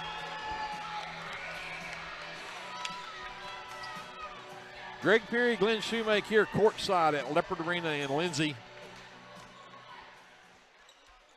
JD, the engineer, Scruggs, up on the computer running the live stream. Of course, we've got Andrew ESPN Lyon on the camera, Brianna Miller back at our studios, and Kevin Scruggs is here doing something. I haven't seen Kevin. I'm not sure what he's doing, but I'm sure he's here doing something. Yeah. Supervising. Yeah, he's good at that. Owner-operator. Hicks will match up with Kennedy to tip this one away. And Hicks just out-hustled. He got off the floor quicker and controlled the tip, so the Warriors will get first chance here. Andrews gives it up to Adams. Adams into the lane against Kennedy. And they're going to say he carried the basketball. The Warriors will start with a turnover. This is a Leopard student section that will get very loud in this ball game. Henson will bring it up. Man defense from the Warriors to start here. Bryson to Ince underneath Kennedy. Turns around and stripped going up. Pass Andrews. Quick hands right there. Strip the ball. Andrews brings it the length of the floor. Puts up the three. It's short. Kennedy will claim the miss for the Leopards. He'll get the outlet for Henson. He'll push it up on Hindenburg. Bryson right wing with Andrews on him. Underneath Ince. Turns around, up off the glass. It will not go off there. Hicks comes away with the miss. He'll pull the step back three. It's off the side of the rim, no good. Kennedy with another rebound. Yeah, and Hicks and Andrews will shoot it from anywhere, anytime. They cross half court. They're within range. Yep. Ince steps out, comes over to Bryson. Jaden left wing. Back up to Henson, top of the key. Hindenburg thought about going after that one. Bryson down underneath to Kennedy. He'll turn around on Hindenburg, sends it back over to Henson in the corner for three. It skips across, no good. Andrews comes away with it for the Warriors. Quickly ahead to Hindenburg. He'll send it back up to Andrews, top of the key. Over to Adams. Adams fires a three. That one doesn't drop either, and the rebound tipped and out of bounds off of Hindenburg. The Leopards will get it.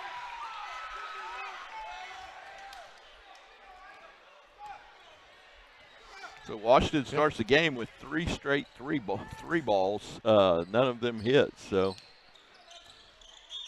yeah, kickball as Jeremiah Taunts kicks the pass from Jaden. So they're bringing it in on the far sideline. Still 6:20 left here in the first quarter. We are scoreless. We played nearly 2 minutes. Ince will get the inbound. Sends it up top to Bryson. He'll work out between the circles, sets it up. Jaden left side. Looks underneath. Kennedy, double team, turn around. Jumper won't go, but they're going to call the foul. And I think this is going to go on Adams. It does. Mason Adams' first foul of the ball game, and Ryan Kennedy heads to the line to shoot two. And Ryan short with the first one. If Ryan can stay out of foul trouble, they're going to have a real time trying to match up with him. They really don't have anybody on their roster that can match up with a 6'6" post, other than the fact that they run the floor very, very well. Yeah. Leopards get the free throw from Ryan. They're going to take a 1-0 lead here early. Hicks to Hindenburg, back up top. Taunts over the right side. Adams gives it up for Andrews, who drives in, just puts up a prayer of a shot that doesn't go, but he steals it back from Kennedy, and then Kennedy will foul Cass Andrews. And he'll go to the line to shoot two.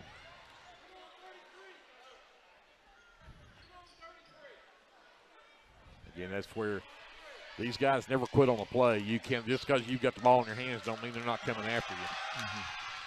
And Andrews will get that one to drop in to tie the game at 1.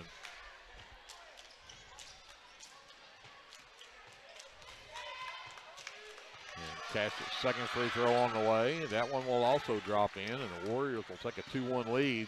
Quickly the other way, Henson to Bryson, back up top to Henson. The backdoor cut, Kennedy, but he can't get it to finish. Worked that play to perfection, it just would not drop.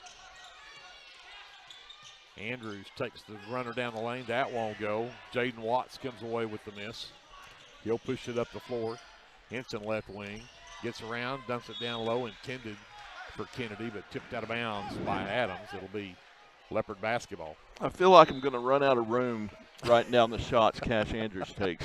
You're probably right. I'm going to have to start writing little bitty. He's already taken 2 free throws and 3 shots. Oh, something happened to the scoreboard. It went off. Went off. I didn't kick anything. Yeah,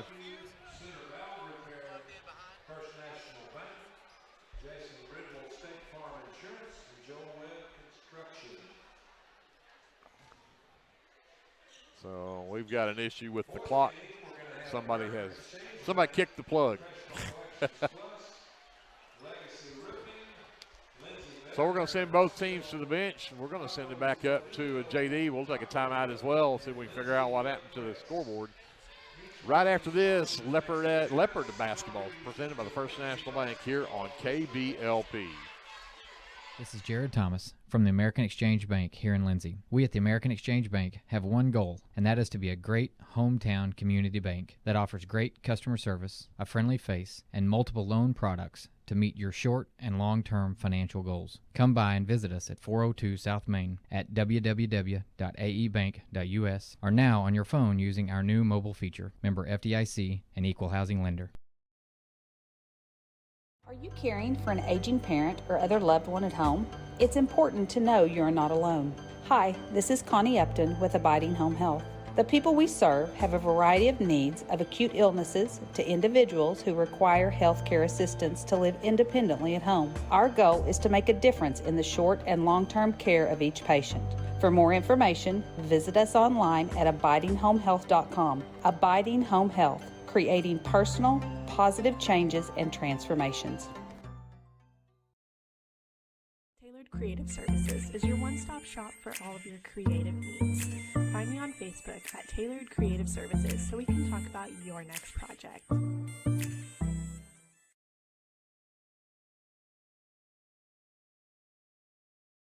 Clements Insurance provides insurance coverage to best suit your needs. We offer auto, home, farm, life, and business policies. Come by 109 West Chickasaw or call 405-756-2253. Clements Insurance is carrying on the tradition to satisfy you. So come see me, Keith, or Beth. Go Lindsay.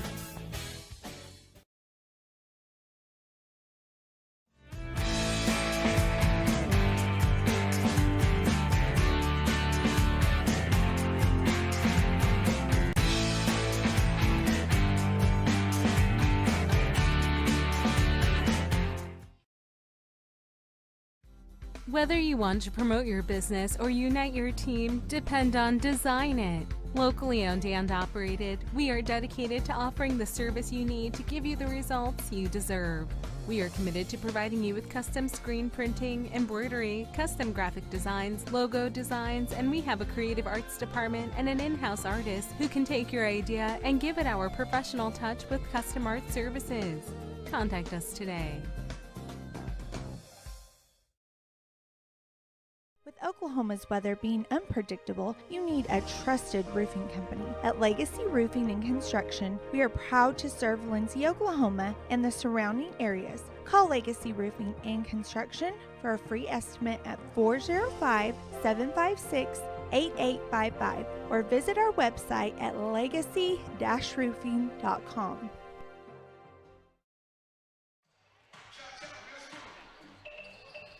Back here at Leopard Arena, we are still in a game delay. The scoreboard, the main scoreboard at the center of the floor, as well as the scoreboards on either end, are all out. it's really kind of strange. The advertising banner at the bottom of the scoreboard in the middle of the floor actually is still working. The console over here at the scorer's table is working, but we just don't have any, it's like we have no power for the scoreboard part at all. So we've got the biggest minds in Lindsay right now working on this, trying to get it figured out, but the teams are out on the floor right now just shooting and staying loose and staying warm. There was 5:28 left to go in the first quarter, and the Warriors have a 2-1 lead when all of this happened, so that's kind of where we're at when we come back after this. But just want to keep you up to date. We're going to send it back to JD, some more words for our sponsors, but we'll check back and either have a clock working or we'll bring you an update here coming up in just a little bit. Leopard basketball is being presented here on the KBLP Live by the First National Bank in Lindsay. Get your game day, or any day, off to a great start with Hot Mess Coffee at 213 South Main in Lindsay. Hot Mess Coffee Co. offers coffees, lattes, teas, and other tasty beverages, plus great food, too. Good luck to the Lindsay Leopards from Hot Mess Coffee Co. and Java House Realty at 213 South Main in Lindsay. At Rural Electric Cooperative, we're committed to providing electric power and opportunity to the many areas our members call home. That includes supporting youth programs that teach life skills and build character. With REC, you're more than a customer, you're a member owner. And that's why we're always working hard to provide you with the most dependable electric power possible. As a Touchstone Energy cooperative, REC is dedicated to providing the best service possible and supporting the communities in our service area. Hey there, this is Trace Adams with Hassler Hot Oil Service. We are family owned and operated with over 25 years experience. I am a fourth generation Lindsay Leopard, and we proudly support Lindsay Leopards and Leopardettes athletically and academically in all their endeavors. Call my dad, Greg Adams, at 405-756-6075 for all of your hot oiler needs. Again, that's 405-756-6075. Go, Lindsay! Dr. Mike Beckman and all of his staff at 301 South Main Street in Lindsay would like to wish the Lindsay High School football team good luck this season. To schedule your next eye exam, call Dr. Beckman's office at 405-756-4414. Operating hours are from 8:30 a.m. to 5 p.m. Monday through Thursday and 8:30 to noon on Friday. Call 405-756-4414 or stop by at 301 South Main in Lindsay. Go Leopards from everybody at Dr. Mike Beckman's office.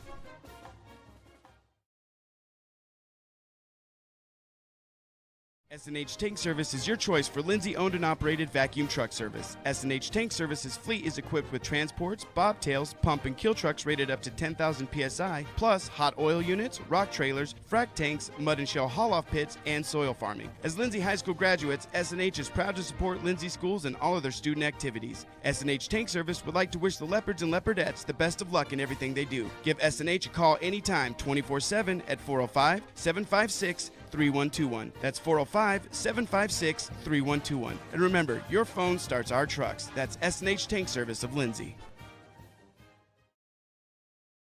The Shopper News Note isn't just another paper. The Shopper News Note is a weekly publication that arrives in your mailbox every Wednesday for free. The Shopper offers free Shopper Topper advertisements as well as news notes and classifieds. And everyone at the Shopper wishes the Lindsay Leopards good luck this season. Go Leopards!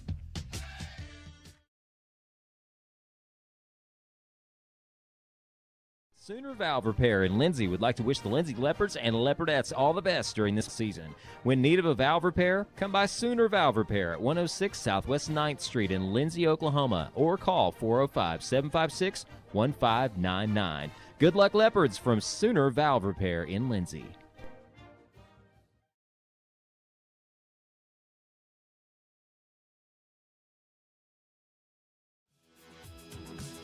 Shannon's Beauty Salon would like to wish the Leopards and Leopardettes good luck this basketball season.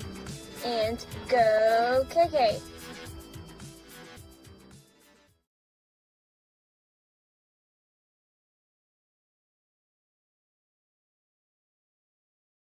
Do you have your Oklahoma medical marijuana card, or do you need your card? Rusty's can help you with that. We are your local vape shop and dispensary with more than 6 years of service as a modern smoke shop. Rusty's is located 1 block north of Cherokee Street at 204 Northwest 4th Street in Lindsay, and half a mile east of I-35 at 2401 West Grant Street in Pauls Valley. Get your stash at Rusty's.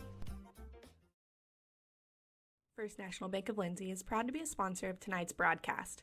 Whether you're looking for a business loan, personal loan, or a certain type of deposit product, chances are we have what you're looking for. First National Bank, locally owned and operated, insured by FDIC, Equal Housing Lender. This is Brandon Cottrell, pastor at Calvary Baptist Church. Just want to take a moment and invite you to come worship with us this Sunday. Classes begin at 9:30 and worship follows at 10:45. We have something for all ages each Wednesday night. Meals begin at 5:30 and Bible study follows at 6:30. We would love to have you come be a part of our worship. We're located 410 West Chickasaw. Come join us.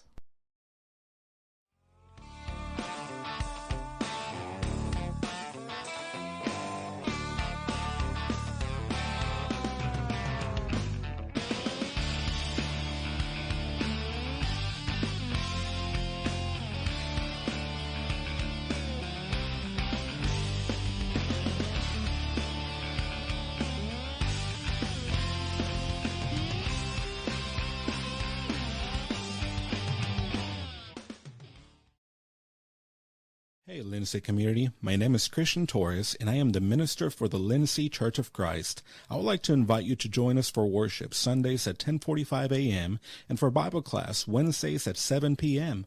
Our address is 1205 West Cherokee Street.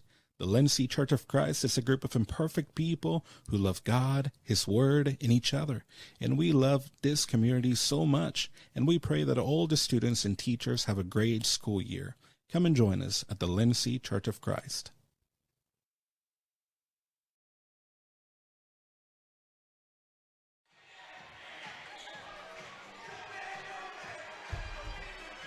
We're back here at Leopard Arena, a scoreboardless Leopard Arena right now, as we're still working feverishly to try to figure out why we lost the scoreboard. The main scoreboard and both of the ones on either end of the floor are not functioning.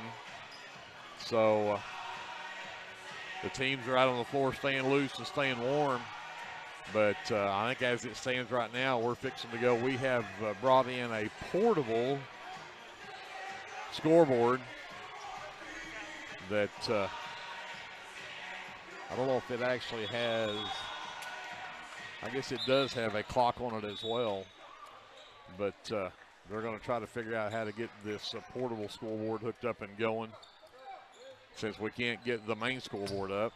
So looks like we may be fixing to get back to action here. Again, when it went down, there was 5:28 left to go in the first quarter, and Washington was up 2-1. And so we'll see if we can manage to get this game in with what we've got. There will probably be some more feverish activity going at halftime. Yeah, it's the cable's got a short in it. Because we could get it to work every now and then, but not consistently, and nobody's got a cable like that. Oddball kind of cable, I'm assuming. Yeah. So we will see what happens here. Again, we'll work with this as much as we can, but see if we can get that up and running. But the portable has been brought out, and I'm assuming that's what we're going to try to operate from now, just to try to get this game in. And we've even got the officials over here trying to get it to go. Yeah, it's that cable. We need to replace that cable. Yeah. Tommy. So again, 2-1. Tommy. Well, in fact, all 3 points that have been scored in this game so far have all been for the free throw line, even though we've only played about 2.5 minutes. It's that cable's got a short in it. I'm sure it is. Yeah, so we have another cable, another scoreboard. What happens when we get back to action here? Of course, you don't have any idea how this may have affected. Baseball field, football field. No, it'd be different. It'd be different. See if the guys can get back into rhythm here and see how they handle this stoppage here. I do think the Leopards had the ball, or we're bringing it in, but we'll.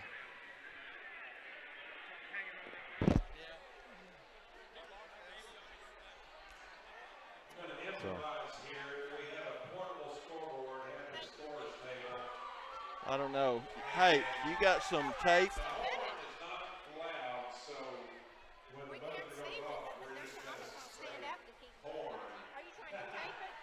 Huh?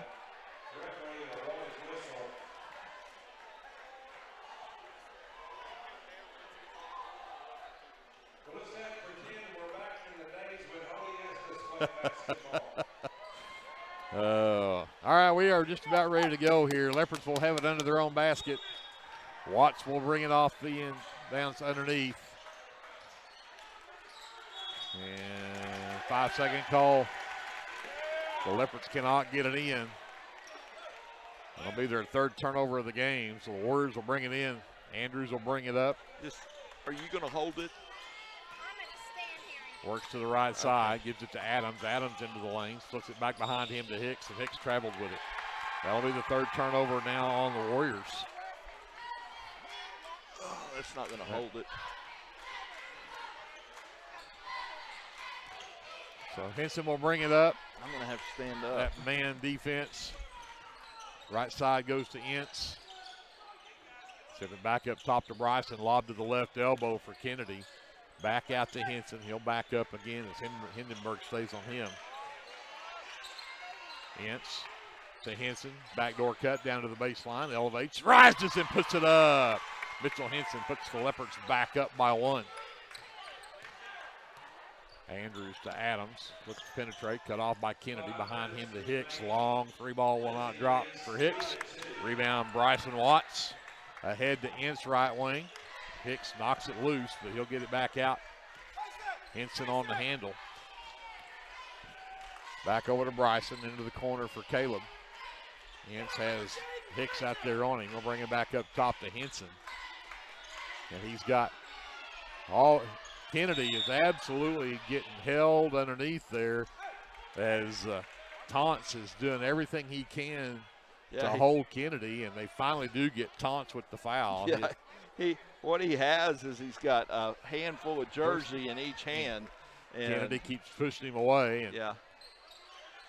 He's got it behind him, in between him and Kennedy, where the officials have a hard time seeing that. Bryson, right side. Ince gives it back to Henson. Give it to him. Kennedy underneath, double team, lost it, and he's fouled. And to see if they get that on Taunts or on Andrews. Andrews, I'm sure. And Andrews picks up the foul. That's his first, team third. Uh-oh. How's that? That's worse. I can hear you. Okay.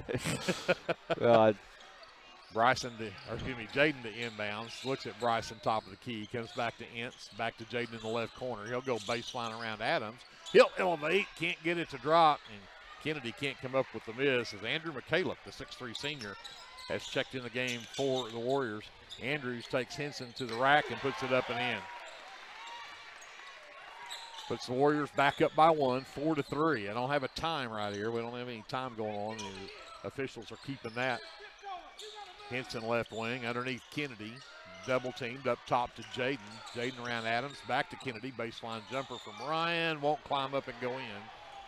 And Leopards come up with the steal. And Kennedy takes it back to the rack and lays it in.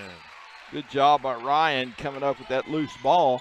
And a little sloppy on Washington's part. Puts the Leopards back up 1. 5-4. Lindsay by 1. Andrews top of the key. Bryson on him. Picks up his dribble. Finally, Hindenburg will bail him out, and he'll drive the lane and left him. And Kennedy up over the back that time of McCaleb. And Ryan will pick up his first team foul on the Leopards. They left Hindenburg way too easy a layup in there that trip down. Yeah, they were fortunate, although I'd rather almost have him make that shot than Ryan pick up his second foul. Yeah. So that'll be. There's a steal on the inbounds. And Henson races the other way, lays it up and in. 3 minutes remaining first quarter. Lindsay 7, 3 minutes left, 7-4, Leopards by 3, and there's a drive down the baseline for Hayden Hicks, and he'll get it to go.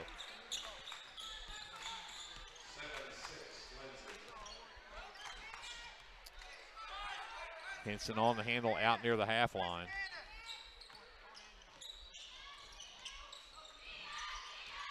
Jaden up top to Bryson. Right side Henson. Caleb underneath register, turns around on McCaleb. Can't get it to drop though. Andrews with the miss. He'll race the other way, stops top of the key, hands it over to Adams. Hicks left side, catch fire three from Hicks is up and good. Makes it 9-7. Foul called on Hindenburg as he fouls Henson. Hindenburg, his first, that's the team's fourth. He will check out, and Cole Beller, number 4, checks in. So Bryson brings it up. Sends it over to number 4. That's Padilla who checked in for the Leopards. Padilla into the corner. Ince back up top to Bryson. Back over to Ince. Back up to Padilla. Back over to Bryson, left wing.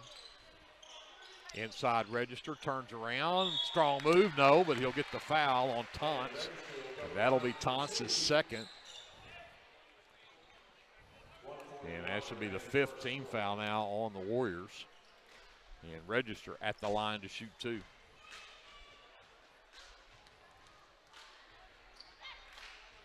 And the first one's up and good. Pulls the Leopards within 1. McCaleb back in for the Warriors. Register with a second free throw to come. And got them both. Tie game at 9. Andrews will bring it up. Henson follows him over to the right wing.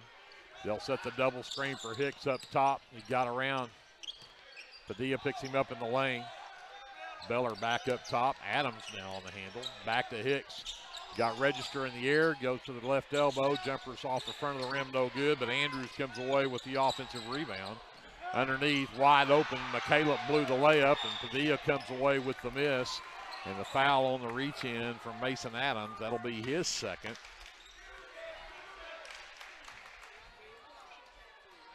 So Leopard basketball, not sure again how much time we have left. I'm going to guess somewhere in the neighborhood of a minute. Hindenburg checks back in. And a minute 11. A minute 11 left. Something like that. So Bryce will bring it up for the Leopards. Ince left wing. Back between the circles to the high post. Padilla gives it right back to Henson, and they're going to say he traveled with it. 4th turnover on the Leopards. Number 1, Jaden Cornelius, 5'10" senior, will check in for the Warriors. 57 seconds left. Cornelius will bring it up. Works right wing. McCaleb pulls it down, comes back to Hindenburg. He'll fire the 3, and that's up and good. 12-9, Warriors by 3. Henson. Left side, Bryson Watts, 3 ball is short, rebound is loose. Corralled, Ince can't get it to go, but he'll draw contact. And he'll get that on McCaleb. That's his first. 7th team foul, but this is 2 free throws coming up for Caleb Ince. And drops that one in.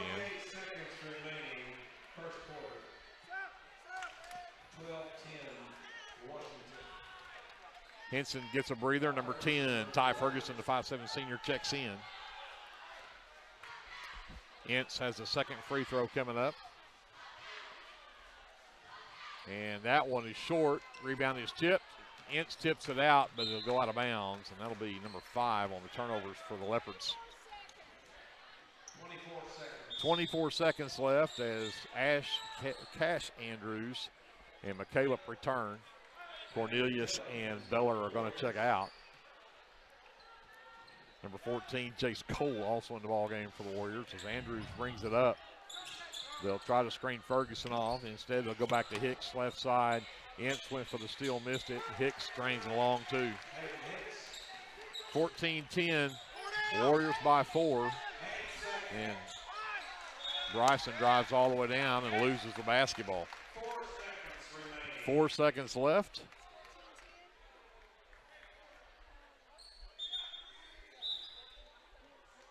Bryson Watts checks out, and Creed Taylor, number 0, the 5'10 freshman, will check in. Andrews rushes down, stops out near the half line, and shot off the mark. 14-10, Washington up at the end of 1. We'll take it to JD, a timeout. We'll be back with more after this. You want to try? Leopard basketball. Maybe. Presented by the First National Bank here on KBLP. Shannon's Beauty Salon would like to wish the Leopards and Leopardettes good luck basketball season. And go KK!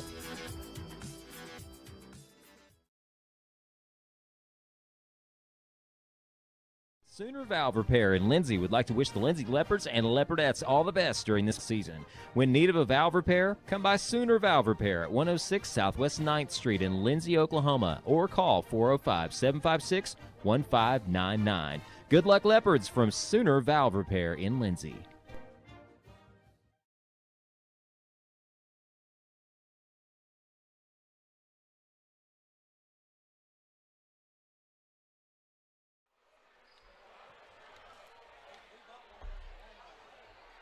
Back here for the second quarter. Leopards will have the ball to start here. We have brought another console in. We're going to see if we can make that one work.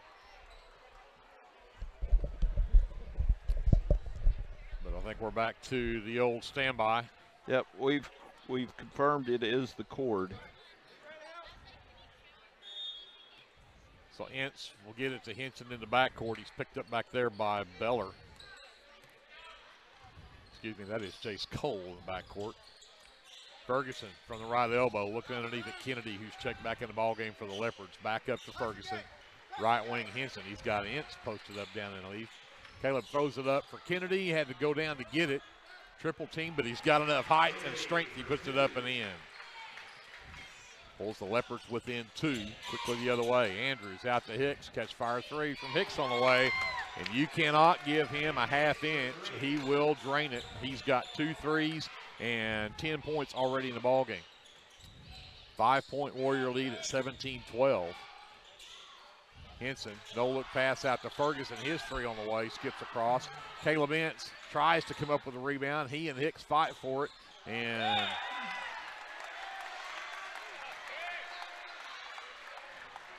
Cash Andrews absolutely tried to kill Caleb Ince, throwing that off of him out of bounds.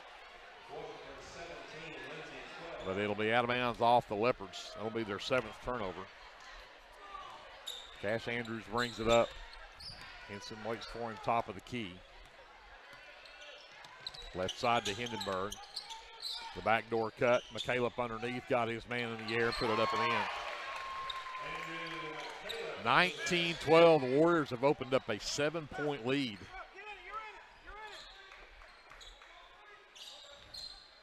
Henson, man all over him. He'll lob to the high post to Kennedy underneath. Goes into Ince, who sends it back out. 3 ball from Bryson on the way, won't drop. Jaden tips the rebound, but he can't control it. And the Leopards will now have 8 turnovers. And they trail by 7, 19-12. Again, we do not have a scoreboard that's functioning, so we can keep up the score, but I can't keep up with the time. Hicks, again, gets around the screen, has a wide open look at 3, and he actually missed one. And it'll go out of bounds, and they're going to say Jaden Watts let that go. He just knew that that was off of the Warriors, and the official says no. The Warriors get a break.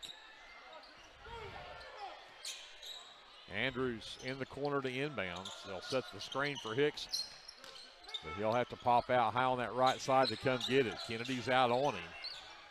He'll take Kennedy to the baseline, elevates, puts up a tough shot, and it'll drop in. 9-point Warrior lead now. Henson lobs out to Bryson. Back to Henson in the corner right side. He'll work to the top of the key, come to the inch right side. Back up top, Bryson, left side, Jaden. Jaden drives down, floater off the glass, won't go, and they're going to call Jaden Watts with the offensive foul. His first, team second. Cornelius is back in for the Warriors.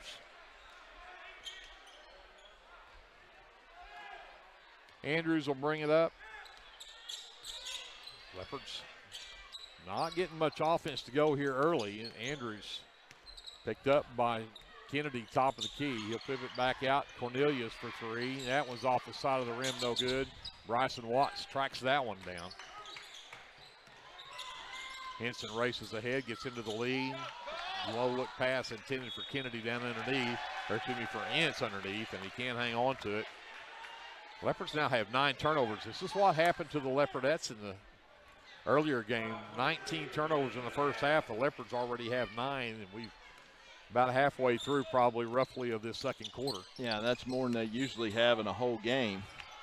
Kennedy got just enough of that shot from Andrews that he missed it for Kennedy, or for Henson to come up with the miss, and then Henson threw it away at the other end. Hindenburg checks out, Hicks is back in.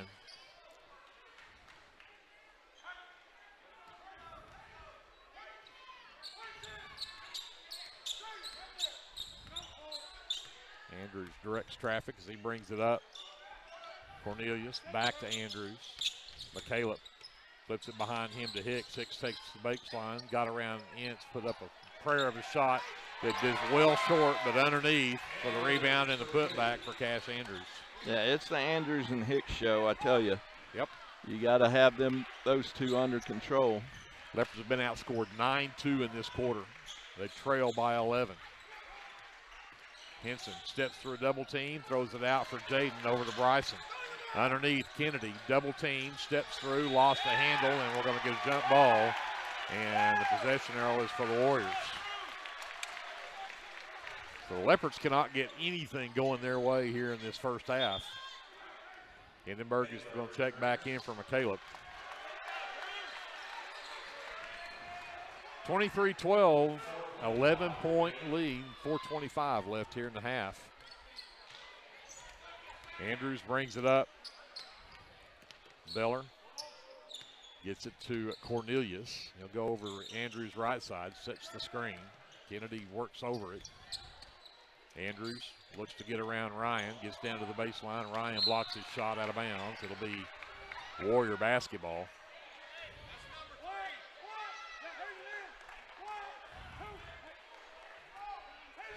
So Andrews under his own basket. Lobs to Hicks, top of the key. Caleb Ince picks him up. Comes back to Andrews, picked up by Jaden now. Flips it out to Cornelius. Cornelius tries to back in on Henson. And they let Hindenburg go back door, and nobody picked him up, and he got an easy one, and it's a 13-point lead. And a foul called on Beller. And that is his first, but this is 8th team foul, and Henson will go to the line to shoot free throws. 3:27, I think, is what I heard remaining here in the first half. Mm-hmm. It's been all Washington so far. 13-point lead. See if Henson can cut into that. And the first one will not drop for him. Andrews gets around Henson, drives into the lane. Tough shot, won't drop. But he'll draw contact. The foul call on Bryson Watts. His first, team's third, but Andrews goes to the line to shoot 2 more free throws. Andrews hit the line for 2. That's the 4th team foul on Lindsay. That is the 4th team foul. And Andrews will hit the first. He's now 3 of 3 at the line.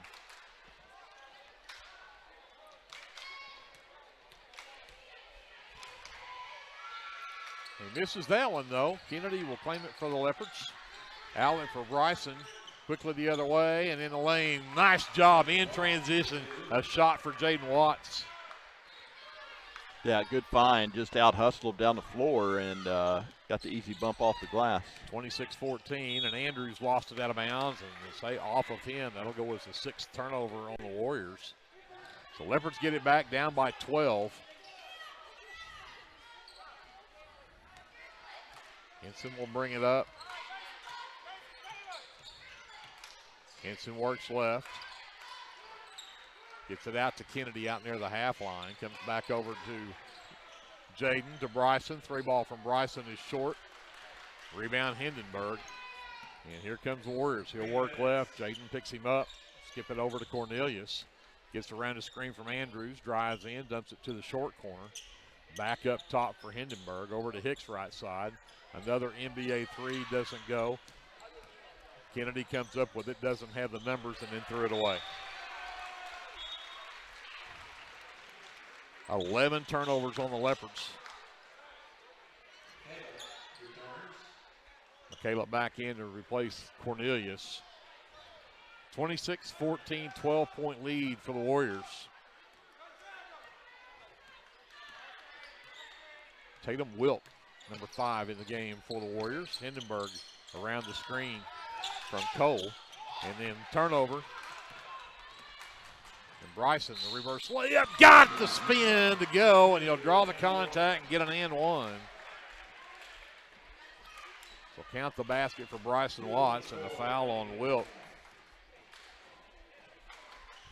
Bryson will get the and one opportunity here.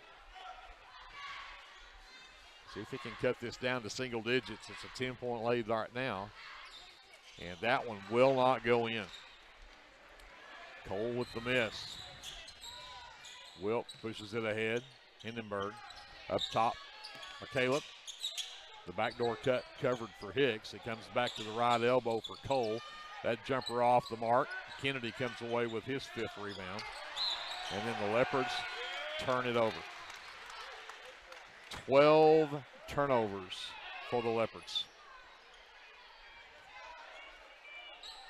They trail by 10. Hicks to inbounds. They'll lob it up to the left wing for Cole. Comes back over to Wilk. Wilk steps up, fires a 3, and that's no good. Caleb Ince, the rebound, and he's fouled. Hindenburg and Cole both there. See who the foul's actually on. That'll be on Jace Cole, his first. That's the 10th team foul, so 2 free throws will be coming up here for Caleb Ince. Again, Leopards down by 10 at 26-16. 1:57 left here in the first half.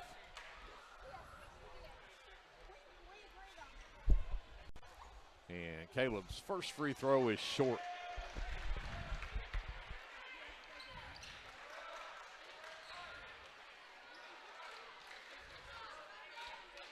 Second free throw coming up for Caleb Ince, and that one will drop in. He's now 2 of 4 at the line for his 2 points. But he cuts the deficit to 9, 26-17, Warriors on top. 1:50 left here. Hicks gets around the screen from McCaleb, step back, 3 on the way, it is too strong. Bryson Watts with the miss. Henson with the outlet will push it ahead. Starts left, comes back right. Gets it to Bryson, up top, Caleb to the elbow. Kennedy back out.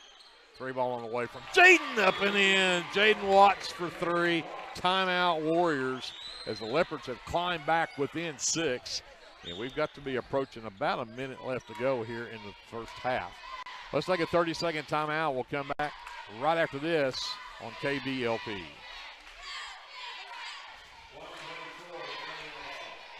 Oklahoma's weather being unpredictable, you need a trusted roofing company. At Legacy Roofing and Construction, we are proud to serve Lindsay, Oklahoma and the surrounding areas. Call Legacy Roofing and Construction for a free estimate at 405-756-8855 or visit our website at legacy-roofing.com.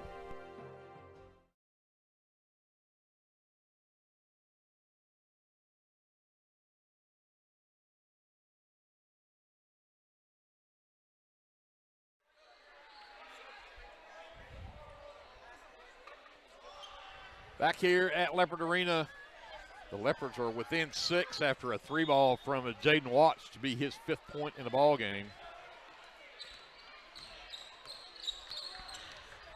Left side, Hicks flips it into the corner to Hindenburg. Back it back around, Hindenburg underneath now to get it to McCaleb, turns around on Henson, can't get it to go though. Caleb Ince claims it for the Leopards.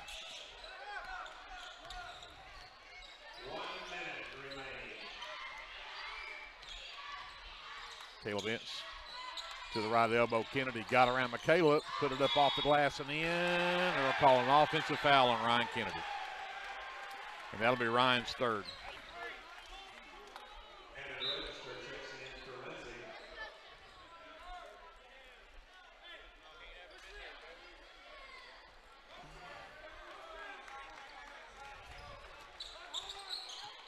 Andrews brings it up. Into the corner, McCaleb. Nearly lost it. Finally gets it to Andrews. Andrews races around 5 white shirts, but let it up short. Jaden Watts comes away with a miss. 30 seconds left in the half. It's still a 6-point Washington lead.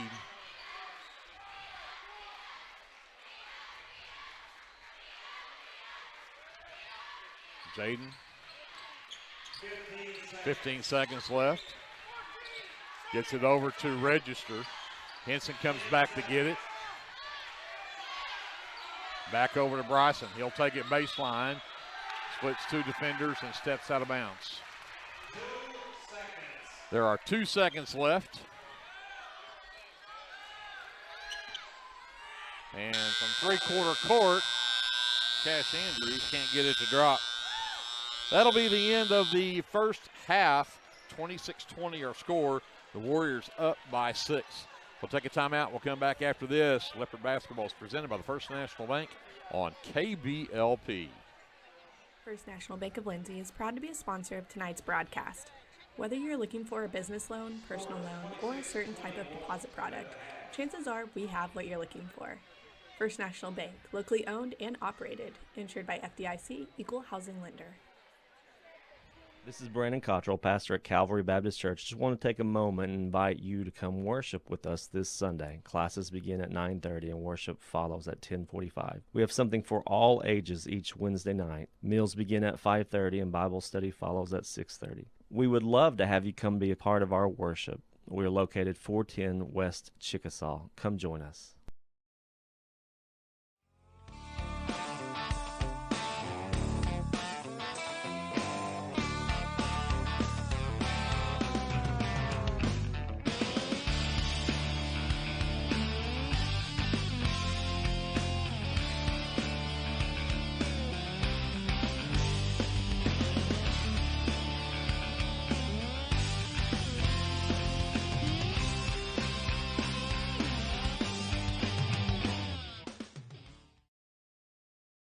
Hey, Lindsay community. My name is Christian Torres, and I am the minister for the Lindsay Church of Christ. I would like to invite you to join us for worship Sundays at 10:45 a.m.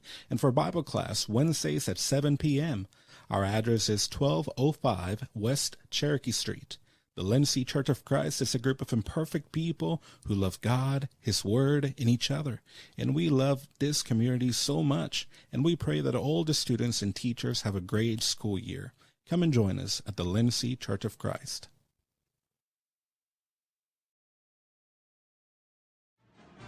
Hey Leopard fans, this is Nick Johnson from First Baptist Church Lindsay. At First Baptist Church, we are a family ministry and desire to faithfully proclaim the gospel in Lindsay and beyond. We would like to invite you to join us every Sunday for worship at 9 a.m. and Sunday school following at 10:15. Our Wednesday evening activities start with dinner at 5:50, and then we have Bible studies for children, youth, and adults starting at 6:30. First Baptist Church is proud to support the Lindsay Leopards, and we wish all of our student athletes a successful season. From all of us at First Baptist Church Lindsay, go Leopards! This is Jared Thomas from the American Exchange Bank here in Lindsay. We at the American Exchange Bank have one goal, and that is to be a great hometown community bank that offers great customer service, a friendly face, and multiple loan products to meet your short and long-term financial goals. Come by and visit us at 402 South Main at www.aebank.us or now on your phone using our new mobile feature. Member FDIC, an equal housing lender.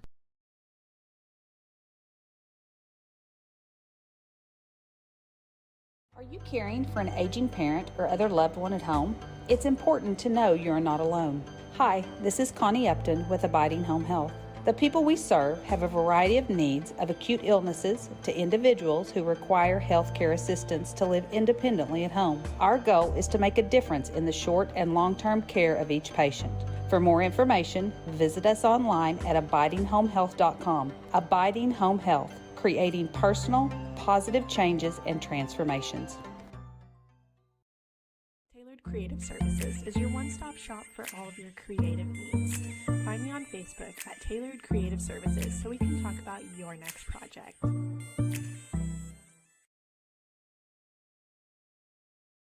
Clements Insurance provides insurance coverage to best suit your needs. We offer auto, home, farm, life, and business policies. Come by 109 West Chickasaw or call 405-756-2253. Clements Insurance is carrying on the tradition to satisfy you. So come see me, Keith, or Beth. Go Lindsay.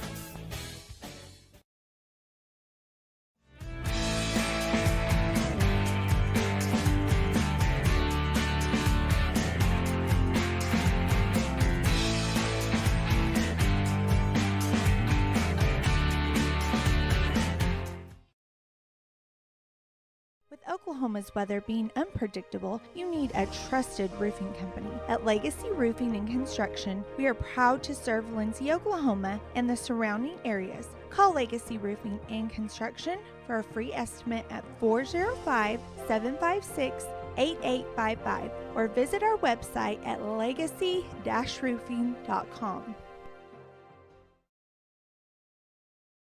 Get your game day, or any day, off to a great start with Hot Mess Coffee at 213 South Main in Lindsay. Hot Mess Coffee Co. offers coffees, lattes, teas, and other tasty beverages, plus great food, too. Good luck to the Lindsay Leopards from Hot Mess Coffee Co. and Java House Realty at 213 South Main in Lindsay.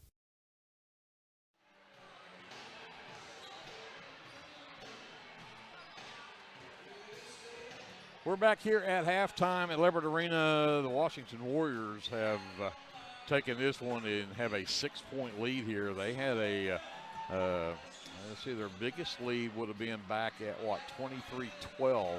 Nope, 25-12. They were up 13, now 14 at 26-12. But Leopards climb back. A couple of big shots down the stretch. Jaden Watts and got the Leopards back within 6 here at halftime. It's 26-20 Washington with the lead. Glenn is feverishly trying to help them get this scoreboard back on. I'm going to go ahead and give you the stats that I've got, and we'll get his shooting stats at the end of the game. But Hayden Hicks has been good here in his first half. He's got 12, including a couple of threes in the first half. 7 from Cash Andrews, 5 from Sam Hindenburg, and 2 from Andrew McCaleb. And that rounds out the scoring for the Warriors, who went 3 of 4 from the free throw line. Leopards have spread it around, 5 apiece from Ryan Kennedy, and Jaden Watts leads the way. And then it's 2 apiece from Creed Taylor, from Mitchell Henson, from Bryson Watts, from Caleb Ince, and in Register. So the Leopards have really spread it here in this first half. They went 5 of 10 from the free throw line. Leopards are +1 on the glass. But the number that really has hurt the Leopards here in this first half, they've got 12 turnovers in the half. And the other big story is Ryan Kennedy's got 3 fouls on him. And Ryan's only got 5 points here in his first half. They really made it tough on him underneath. But if Ryan can stay out of foul trouble, I think we get Ryan involved in the second half. It'll be good for the Leopards, but the turnovers have really hurt them here in the first half. Foul trouble is really Ryan. They only called 5 fouls on the Leopards in that first half, those 3 that belong to Ryan. But then there was 10 fouls called on the Warriors. They have, however, played a number of guys in the ball game. Coach Smith has a lot of guys on that bench that he can bring into the ball game. So they have really brought in 1, 2, 3, 4, 5, 6, 7, 8, 9. They played 10 guys off the bench over there for the Warriors. So that's it's been tough for the Leopards to try to get any kind of flow going. And with all the turnovers, and it seems like every time they get something happening, they get down there and turn it over. So we'll see if the Leopards can make the adjustment here at halftime and come back and get back in this one. We're going to send it back over to JD. We'll take a timeout.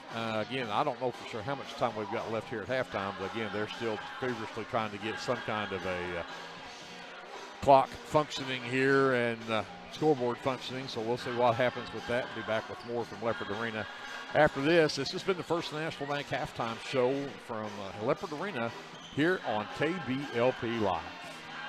Get your game day, or any day, off to a great start with Hot Mess Coffee at 213 South Main in Lindsay. Hot Mess Coffee Co. offers coffees, lattes, teas, and other tasty beverages, plus great food, too. Good luck to the Lindsay Leopards from Hot Mess Coffee Co. and Java House Realty at 213 South Main in Lindsay. At Rural Electric Cooperative, we're committed to providing electric power and opportunity to the many areas our members call home. That includes supporting youth programs that teach life skills and build character. With REC, you're more than a customer, you're a member owner. And that's why we're always working hard to provide you with the most dependable electric power possible. As a Touchstone Energy cooperative, REC is dedicated to providing the best service possible and supporting the communities in our service area. Hey there, this is Trace Adams with Hassler Hot Oil Service. We are family owned and operated with over 25 years experience. I am a 4th generation Lindsay Leopard, and we proudly support Lindsay Leopards and Leopardettes athletically and academically in all their endeavors. Call my dad, Greg Adams, at 405-756-6075 for all of your hot oiler needs. Again, that's 405-756-6075. Go, Lindsay! Dr. Mike Beckman and all of his staff at 301 South Main Street in Lindsay would like to wish the Lindsay High School football team good luck this season. To schedule your next eye exam, call Dr. Beckman's office at 405-756-4414. Operating hours are from 8:30 a.m. to 5 p.m. Monday through Thursday and 8:30 to noon on Friday. Call 405-756-4414 or stop by at 301 South Main in Lindsay. Go Leopards from everybody at Dr. Mike Beckman's office.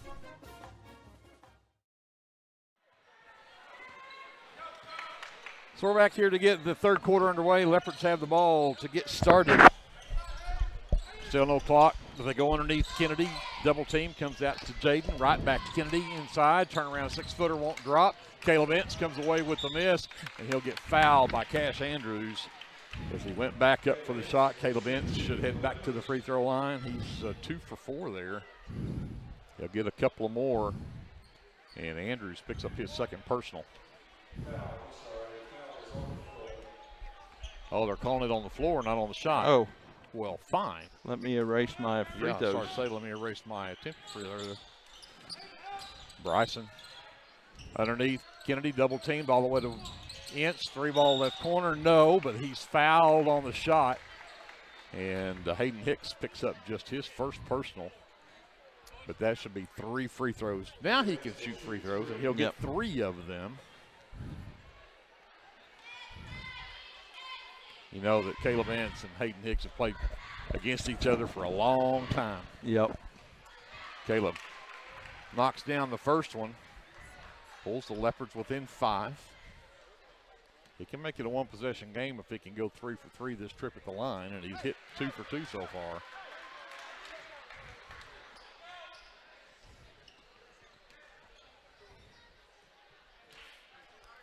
Third one from Caleb on the way. He did. 26-23. Leopards back within 3. Andrews brings it up. That's travel right there that didn't get called. Adams. Henson nearly got the steal. Underneath Adams. Not much Kennedy can do with those 3 fouls, and Adams got one. Makes it 28-23, back to a 5-point Warrior lead. Ince lobs to Jaden inside Kennedy, turns around, puts it up and in. That's what the Leopards need, is more of Ryan inside. Give those other guys some help. Adams looks to drive in, cut off by Ince, spins around, steps through, puts up a tough shot, and you got it to go. That's a nice move from Mason Adams. Takes it back to a 5-point game. Ince left wing. Hicks is on him. They'll come back to Bryson between the circles. High post for Ryan. Kennedy goes back out to the corner for Bryson. He'll drive down. Ince back to Jaden. Penetrates. Goes out to Kennedy right wing for three. That one's off the side of the rim. No good. Hicks with the miss. He'll push it ahead. Ryan picks him up top of the key. Jaden comes with the help, but Hicks with the runner gets it to go and takes it back to a 7-point game. That was an acrobatic play right there. He's a good 10 feet out, bumping it off the glass in midair like a floater. Jaden to Ince left side, underneath to Kennedy. Kennedy down the baseline side, puts it up and in. Back to a 5-point game. 32-27, Warriors by 5. They dare Adams to shoot the three. He does and misses it. Bryson Watts comes away with the rebound, and Sam Hindenburg comes away with his second personal and the third team foul. So Henson will bring it up for the Leopards. They trail by 5 here in the third quarter. Bryson up top. Over to Ince, the backdoor cut. Henson up off the glass and in. Nice play right there. Henson with the backdoor cut. Bump off the glass. One possession game, 32-29. Hindenburg up top. Tots over to Adams. Back up top, Andrews. Double team. Still takes it baseline. Kennedy tips the pass, but it ends up out in the hands of Hicks, who cannot complete, and they're going to get Hindenburg with foul number 3. The biggest thing is that's team foul number 4. Yes. So Hindenburg will come out. Cornelius checks back in. So Leopards have the ball down by 3. Henson will bring it up. Cornelius will meet him. He works left. Ince. Baseline left side to Bryson. Over to Jaden. Into the right side. Henson. Skip it all the way back to Bryson left side. Wide open 3 on the way off the front of the rim. Rebound tipped, but right into the hands of Hicks. Andrews brings it up. He'll work behind a Hicks screen. 3 is off the mark. Kennedy with the miss. He'll push it ahead. Andrews went for the steal but missed it. He'll give it back out to Jaden, over to Henson to set the offense. Ince left side underneath. Kennedy again got around his man, put it up and in. And Coach Trevor Smith says we need to talk. 32-31. Leopards within 1. And I'm not sure how much time we have left in the third. But let's 4 minutes, 23 seconds left in the third. Let's take a 30-second timeout. We'll back to Leopard Arena after this. Leopard basketball is brought to you by the First National Bank right here on KBLP Live. S&H Tank Service is your choice for Lindsay owned and operated vacuum truck service. S&H Tank Service's fleet is equipped with transports, bobtails, pump and kill trucks rated up to 10,000 PSI, plus hot oil units, rock trailers, frac tanks, mud and shell haul-off pits, and soil farming. As Lindsay High School graduates, S&H is proud to support Lindsay schools and all of their student activities. S&H Tank Service would like to wish the Leopards and Leopardettes the best of luck in everything they do. Give S&H a call anytime, 24/7 at 405-756-3121. That's 405-756-3121. And remember, your phone starts our trucks. That's S&H Tank Service of Lindsay.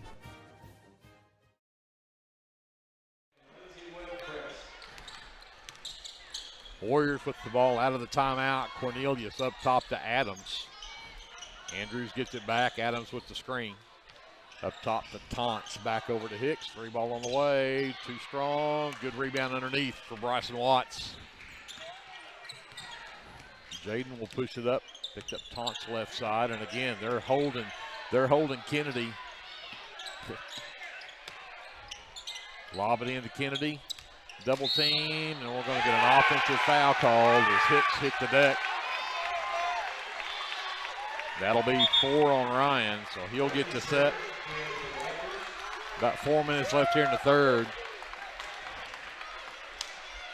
So Register checks in to replace him. 3:47 left. Cornelius brings it up. Andrews, the backdoor cut to Hicks, sends it out to Adams. 3 ball on the way. No. And we're going to get a push off underneath on Tots.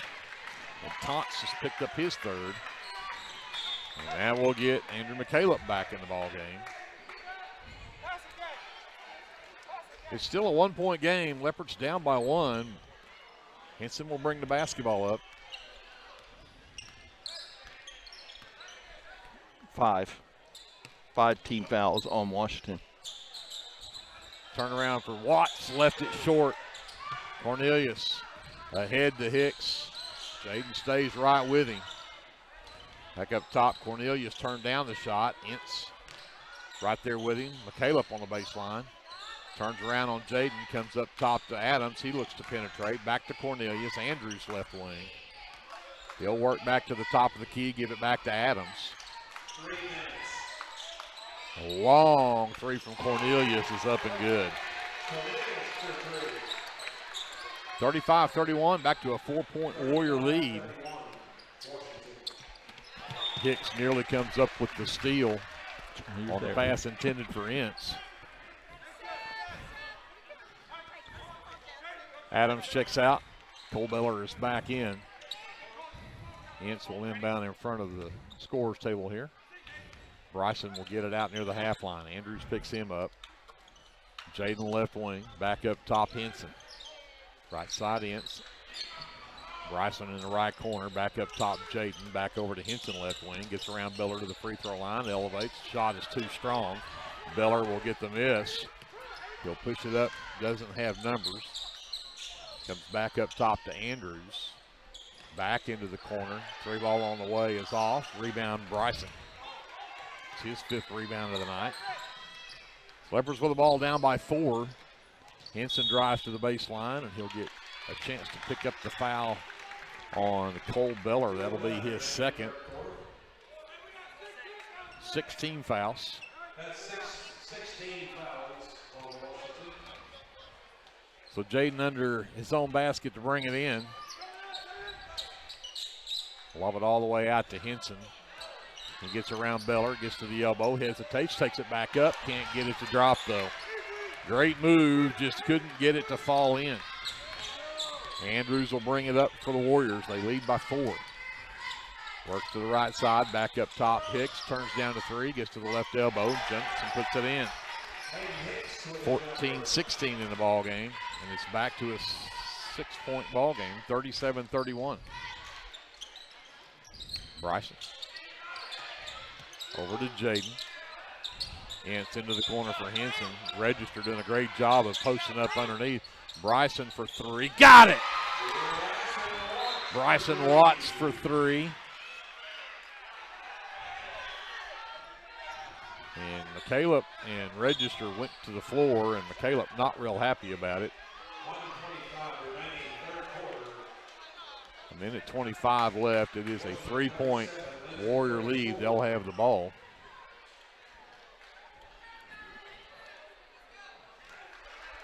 So Cornelius gives it back to Andrews to bring it up. Henson stays with him. They look to kind of spread the floor here. Hindenburg back in the ball game. Sends it up top to Hicks. Register on him. Step back 3 from Hicks. He's up and good. His 3rd 3 of the game makes it a 6-point ball game. Foul called on Beller. That's his 3rd. That's a 1-and-1 for Mitchell. Yep, 7th team foul. And he's the official calling everybody together on the floor. And I think he's trying to tell them that we need to calm some things down here. I already told you, these two teams, I said earlier they don't like each other. Let me back up and rephrase that. They don't like to lose to each other. Yeah. I think a lot of these guys have played each other for so long. They're friends. the towns are close enough. I do think they actually have some friendships here, but they cannot stand to lose to each other. Mm-hmm. Agreed. So Henson will be at the line for a 1-1. Leopards are down by 6. It's 40-34, and make it 40-35 as Henson will get that one to go.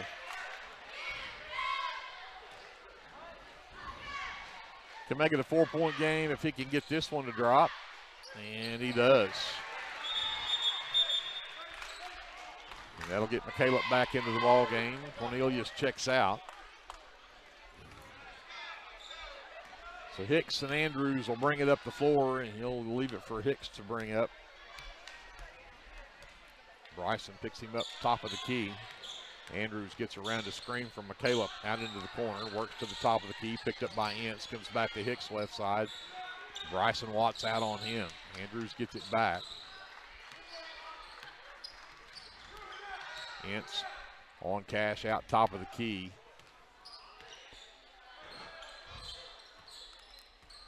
Looks to penetrate, gets to the right elbow, elevates. It's short. Register comes away with it for the Leopards.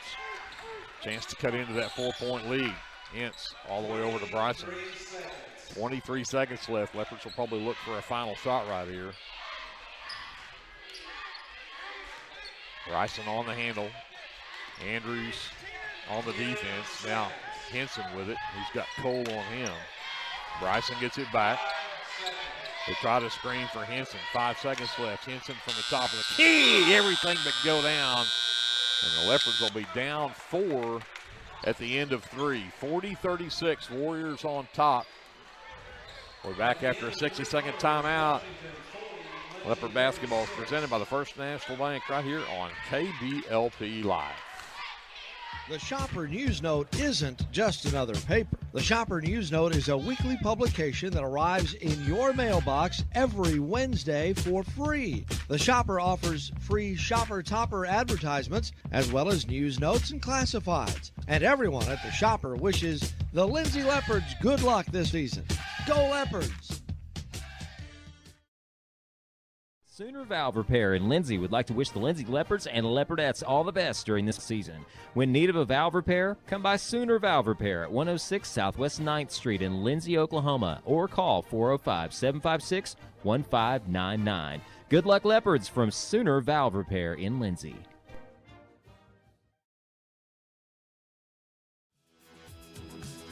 Sharon's Beauty Salon would like to wish the Leopards and Leopardettes good luck this basketball season. And go KK!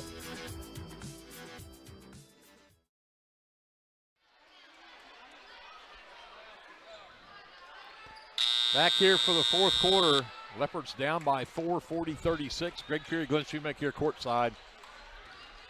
Glenn, it's hard to do when you don't have a scoreboard. Yeah, You're guessing at the time. You're trying to double check yourself on it, and it's not there. Well, I'm glad you're keeping score over here, so I rely on that a lot. Andrews to Hicks as the Warriors have the ball to start the fourth. Hicks gives it up to Taunts. Back over to Andrews. Short on the three. Nobody blocked him out. Taunts comes up with a miss out to the guy who can't miss. And Hayden Hicks with his fourth three of the game makes it a 7-point Warrior lead. Kennedy back in the ball game. He's got to be careful with those 4 fouls, but they need him to get back in this game. And there is a pass from Hintz that is stolen away. That's just the first turnover on the Leopards in this half, however. Underneath to Taunts, back out to Hicks. NBA three, no. Rebound loose. Jaden Watts comes away with it. In transition to get it down to Kennedy underneath, but he's so far underneath he's going to have to just bring it out. Looks to penetrate, and they're going to get a block. Yeah, there's a flop right there from Hicks trying to pick up the foul, and he's going to get Hicks with just his second, but this will be a 1-and-1 for Kennedy.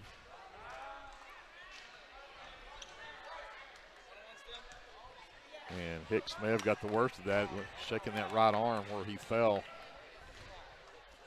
Kennedy at the line, drains the front end of the 1-and-1. He's got 12 in the ball game now. And got them both. 38-43, Leopards down by 5. Early here in the fourth quarter, Andrews, right side. Hicks goes baseline. Bryson stays with him. Back up top to Adams. Hicks calling for it. Adams decides to take it inside himself. Sends it back up top to Taunts. Andrews will come get it. Henson stays with him. Hicks breaks out left. Bryson stays there. Adams double team. Steps through. Lays off on the reverse layup. 6 points for Adams all here in the second half, and he puts the Warriors back up by 7. But they got Kennedy in transition for another one. Back to a 5-point game, 45-40. Taunts right elbow. Steps back, gives it to Adams, turns down to 3. Taunts back on the right wing, back up top to Adams. Taunts gets it back. Kennedy out on him. They're going to spread the floor and let Taunts go on. Instead, Andrews goes back door, and Ince is going to pick up a foul. They spread the floor, and nobody picked up Andrews on the backdoor cut. Caleb picks up just his first and only the second team foul, but if they called this on the shot, they're going to put Andrews at the line to shoot 2. He's 3 out of 4 there.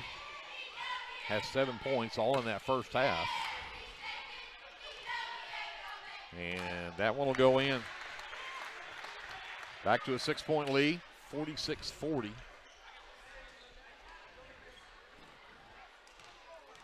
And Andrews, second one on the way, and that one is also good. 9 points for him. It's back to a 7-point Warrior lead. Yeah, we're not playing really good defense like we have in the past, and Washington's taking advantage. Jaden on the right wing to Bryson. Left side, Ince, turned around jumper for Henson, won't drop. Rebound, Taunts. Leopards are going to start running out of some time here. They're down 7. Need to get stops. Andrews gets around Henson, takes it baseline. The reverse layup up and in for Cash Andrews. 49-40. Warriors has gone up 9 now.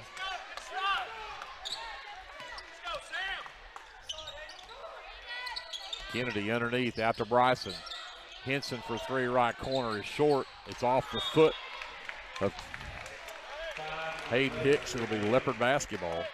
They get a break right there. That was not a good looking 3 from Henson.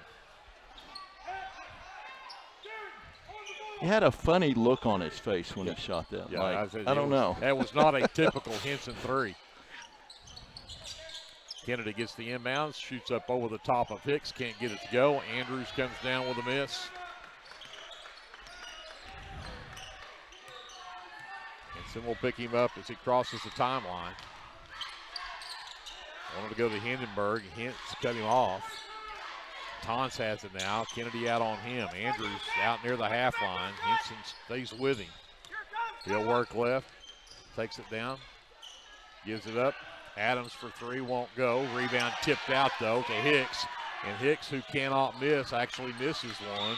And now we should have Leopard basketball. I thought it would have been a foul right there for Adams, but instead they just say it's out of bounds. So Leopards get it back.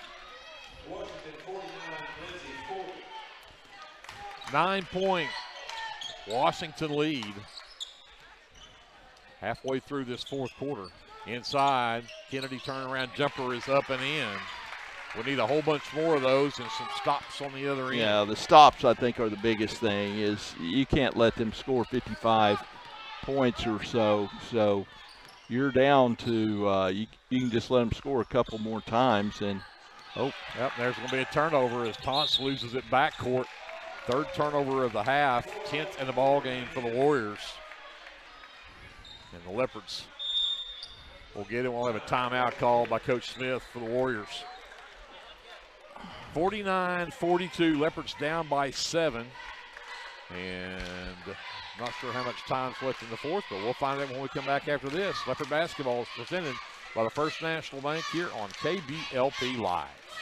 Do you have your Oklahoma medical marijuana card, or do you need your card? Rusty's can help you with that. We are your local vape shop and dispensary with more than 6 years of service as a modern smoke shop. Rusty's is located 1 block north of Cherokee Street at 204 Northwest 4th Street in Lindsay, and half a mile east of I-35 at 2401 West Grant Street in Pauls Valley. Get your stash at Rusty's.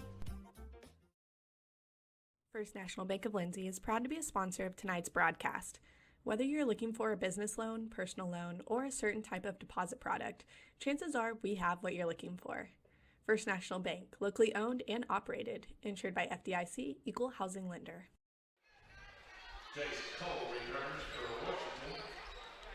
4 minutes and 4 seconds left to go in the ball game. The Leopards are down by 7, 49-42. It'll be Warrior basketball out of the timeout. Oh, actually, it'll be Leopard basketball out of the timeout. Yeah, as backcourt. That's right. So Ince will inbound right Give it in front to of him. us. Give it to him. Give it to him. Oh. Jaden. Inside, Kennedy turns around, won't drop. A lot of contact there with Hicks, but no whistles, and Hindenburg will come away with it. Hicks breaks out left side. Gets the screen, the backdoor cut from Adams. Blocked from behind by Jaden Watts. Great play by the senior. Knocks it out of bounds and saves an easy basket from Adams. Lob it out to Taunt's top of the key, over to Adams. Back over to Hicks, long three on the way, and it's good. That's 10-point deficit for the Leopards now. We got to get some baskets. Yeah. We're down to about 3 minutes to go here.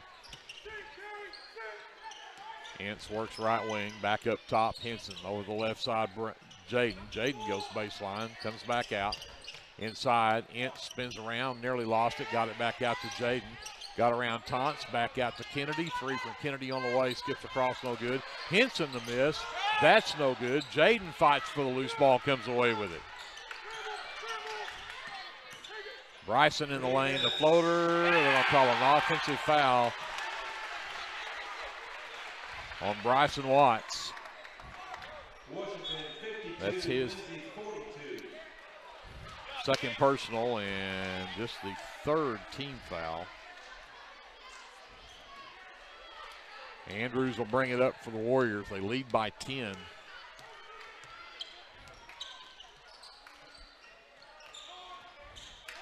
Hindenburg. Leopards maybe should have let that one go. I don't know who that was really off of.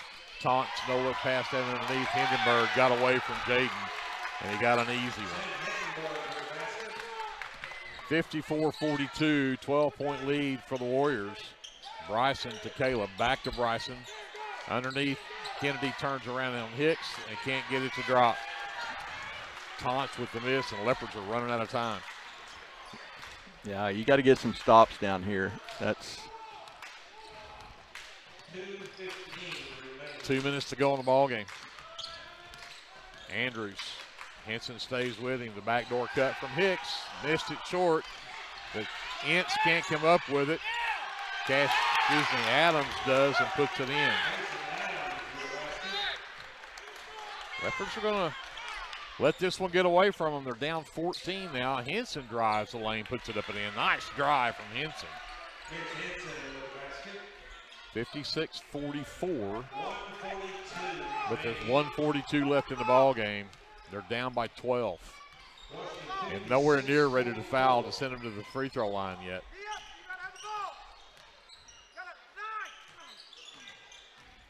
Adams, Watts on him. Jaden pushes him all the way to the baseline, and then he'll foul.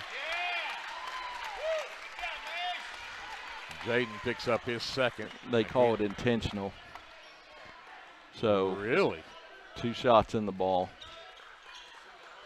Wow. That hurts. I didn't think it was that intentional, but Mason will go to the line. He'll shoot 2. His first trip to the line.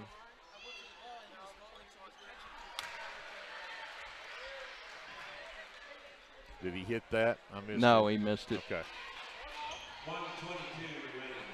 Minute 22 left in the ball game. Adams can't get either one of his free throws to drop, but it will be Warrior basketball. They lead by 12.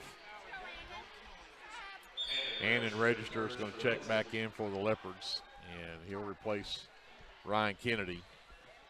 And Ty Ferguson is also going to check back into the ball game, replace Bryson Watts. Padilla is also going to check back in. Andrews on the inbound. Lobs all the way out to Hicks. Ince nearly came up with it. Hicks pushes Ince all the way to the basket. It won't drop, but Ince will draw the foul. And put Hayden Hicks at the free throw line, who has 5 threes in the game. 3, 6, 9, 13. He's got 25 points, but this is his first free throw attempt of the night.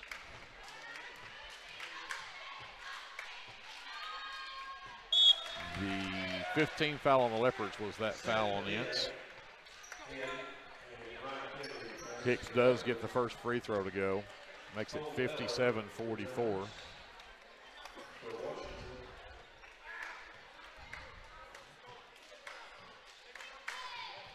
Hicks. And second one won't drop. Kennedy with a rebound. Leopards need points and need them fast. Henson drives the lane, puts it up, got it. 57-46. And Adams will be fouled by Caleb Ince. And I think that's just 6. That's his third personal. But so that is the 16th foul.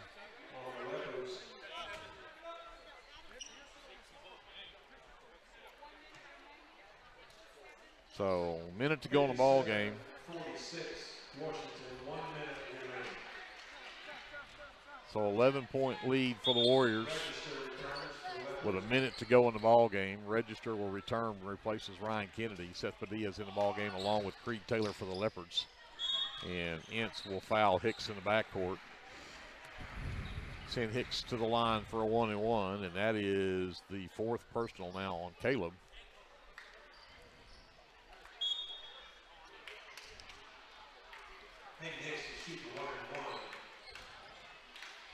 Leopards just really never got untracked offensively. And of course, Ryan picking up those 2 early fouls and then picking up a third there in that first half really kind of took them out of what they wanted to do here tonight. And Hicks will drain the front end of the 1-and-1.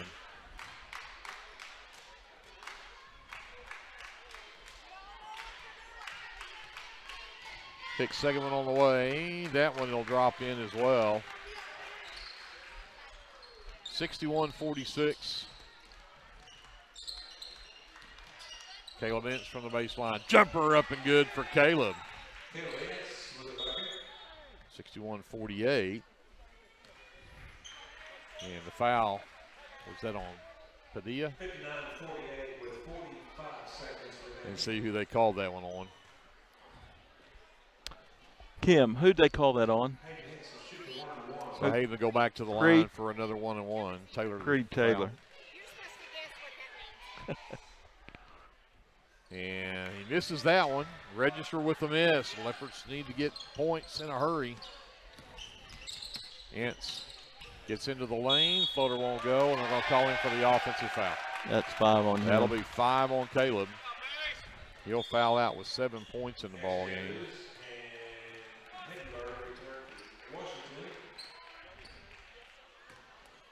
He's going to foul out with under 37 seconds left to go in the ball game. Again, the Leopards down by 13.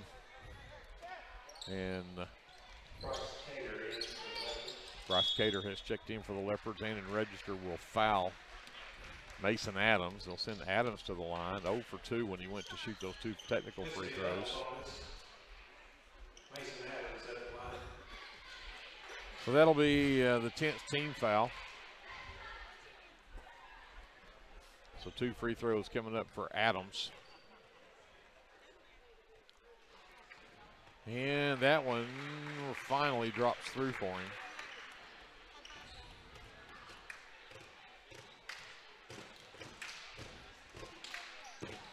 And he'll get them both after he missed his first 2. 63-48.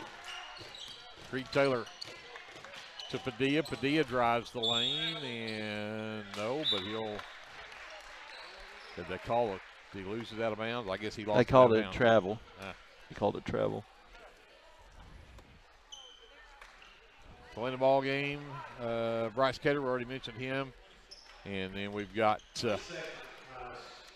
Armando Hernandez. And Parker Dodson. And Gustavo Torres. And they're going to get to just stand and watch Hayden Hicks dribble the basketball. 10 seconds left. Leopards drop this one 63-48, the final. And the Leopards just never really got going.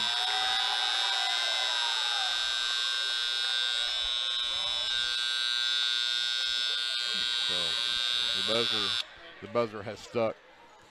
We'll double check the final score, and then we'll be back after this. Leopard basketball has been presented by the First National Bank here on KBLP.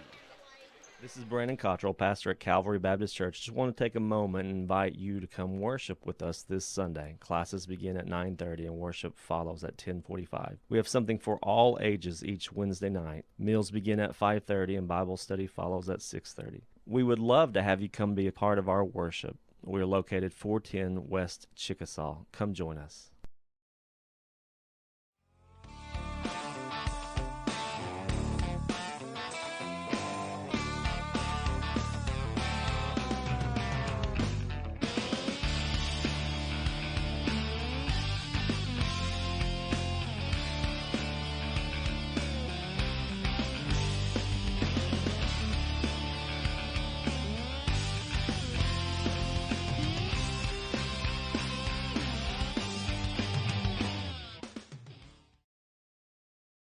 Hey, Lindsay community. My name is Christian Torres, and I am the minister for the Lindsay Church of Christ. I would like to invite you to join us for worship Sundays at 10:45 a.m. and for Bible class Wednesdays at 7 p.m. Our address is 1205 West Cherokee Street. The Lindsay Church of Christ is a group of imperfect people who love God, His Word, and each other. And we love this community so much, and we pray that all the students and teachers have a great school year. Come and join us at the Lindsay Church of Christ.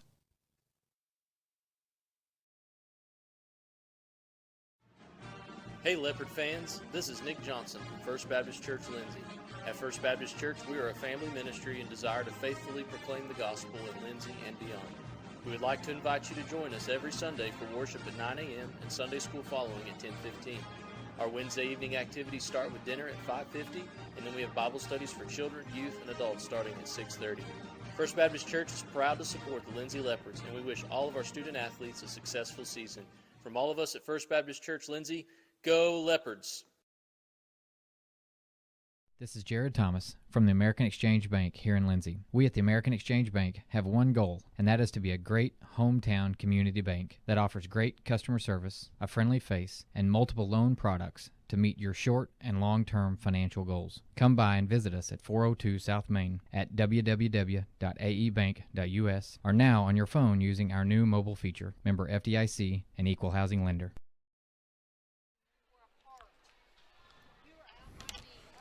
Back here at Leopard Arena, we wrap up the loss for the Leopards. They'll go to 12-3 on the season now and lose this one. I was incorrect on my scoring earlier. It's 61-48 was the final. They lost by 13 in this one. And 28 points from Hayden Hicks leads the way for all scorers. He had 16 in the second half, had 12 in the first half, had 5 threes in the ball game. 11 points from Cash Andrews, 10 from Mason Adams, 7 from Sam Hindenburg, 3 from Jaden Cornelius, and 2 from Andrew McCaleb. Round out the scoring for the Warriors. I had them 10 of 15 from the charity stripe. For the Leopards, they had 2 players in double figures. Ryan Kennedy finishes the game with 17, 12 of those in the second half. And Mitchell Henson ends up in double figures with 10. 7 from Caleb Ince before he fouled out there with 37 seconds left in the ball game. 5 from Jaden Watts, all of those in the first half. 5 from Bryson Watts, and then 2 apiece from Andon Register and from Creed Taylor. Rounds out the scoring for the Leopards. I had them 12 of 17 from the free throw line. I think we were a perfect 7 for 7 in that second half from the free throw line. Yes, we were. But again, just not enough. Leopards were +1 on the glass, 22-21. But again, 12 turnovers in that first half for the Leopards. They finished with 15. but 10 on the Warriors. But those 12 in the first half really, I think, took the Leopards out of this game early, and they just never could get back in it. Yeah, and you look, we won the third quarter 16-14, lost the other three quarters. So you win one quarter by 2 and then lose the other 3. Lost the fourth quarter 21-12. Just really lost focus, tried to rush too much.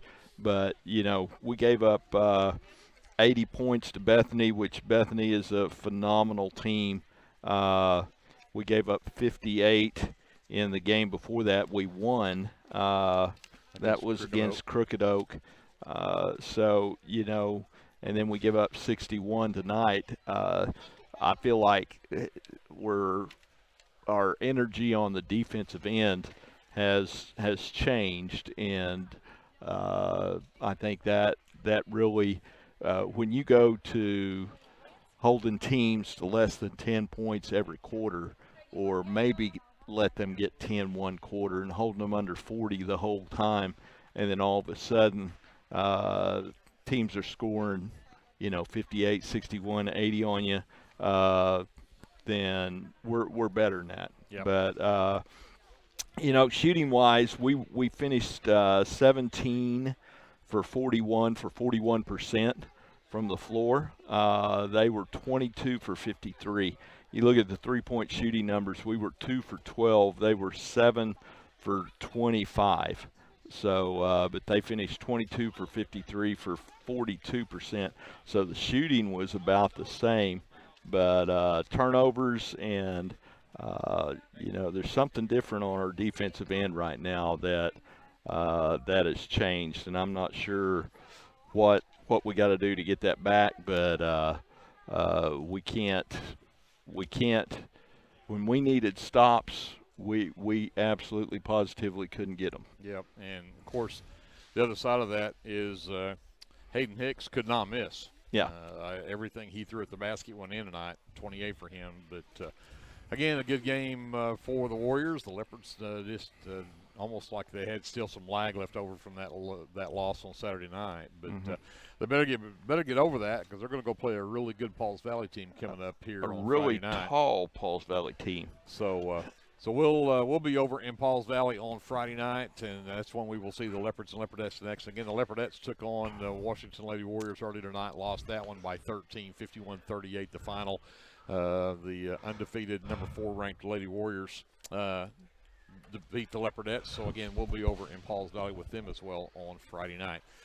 Glenn, thank you. Good job. You too. And also to Andrew, ESPN Lion, to JD, the engineer, Scruggs up on the laptop, and, of course, Brianna Miller back at our studios. A big thank you to all of those folks for helping us bring you Leopard and Leopardette basketball. We're going to say goodnight from Leopard Arena. We'll see you over in Pauls Valley on Friday night. And until we see you then, remember, whatever you do, always be a good sport. First National Bank of Lindsay is proud to be a sponsor of tonight's broadcast. Whether you're looking for a business loan, personal loan, or a certain type of deposit product, chances are we have what you're looking for. First National Bank, locally owned and operated, insured by FDIC, Equal Housing Lender. This is Brandon Cottrell, pastor at Calvary Baptist Church. Just want to take a moment and invite you to come worship with us this Sunday. Classes begin at 9:30 and worship follows at 10:45. We have something for all ages each Wednesday night. Meals begin at 5:30 and Bible study follows at 6:30. We would love to have you come be a part of our worship. We are located 410 West Chickasaw. Come join us.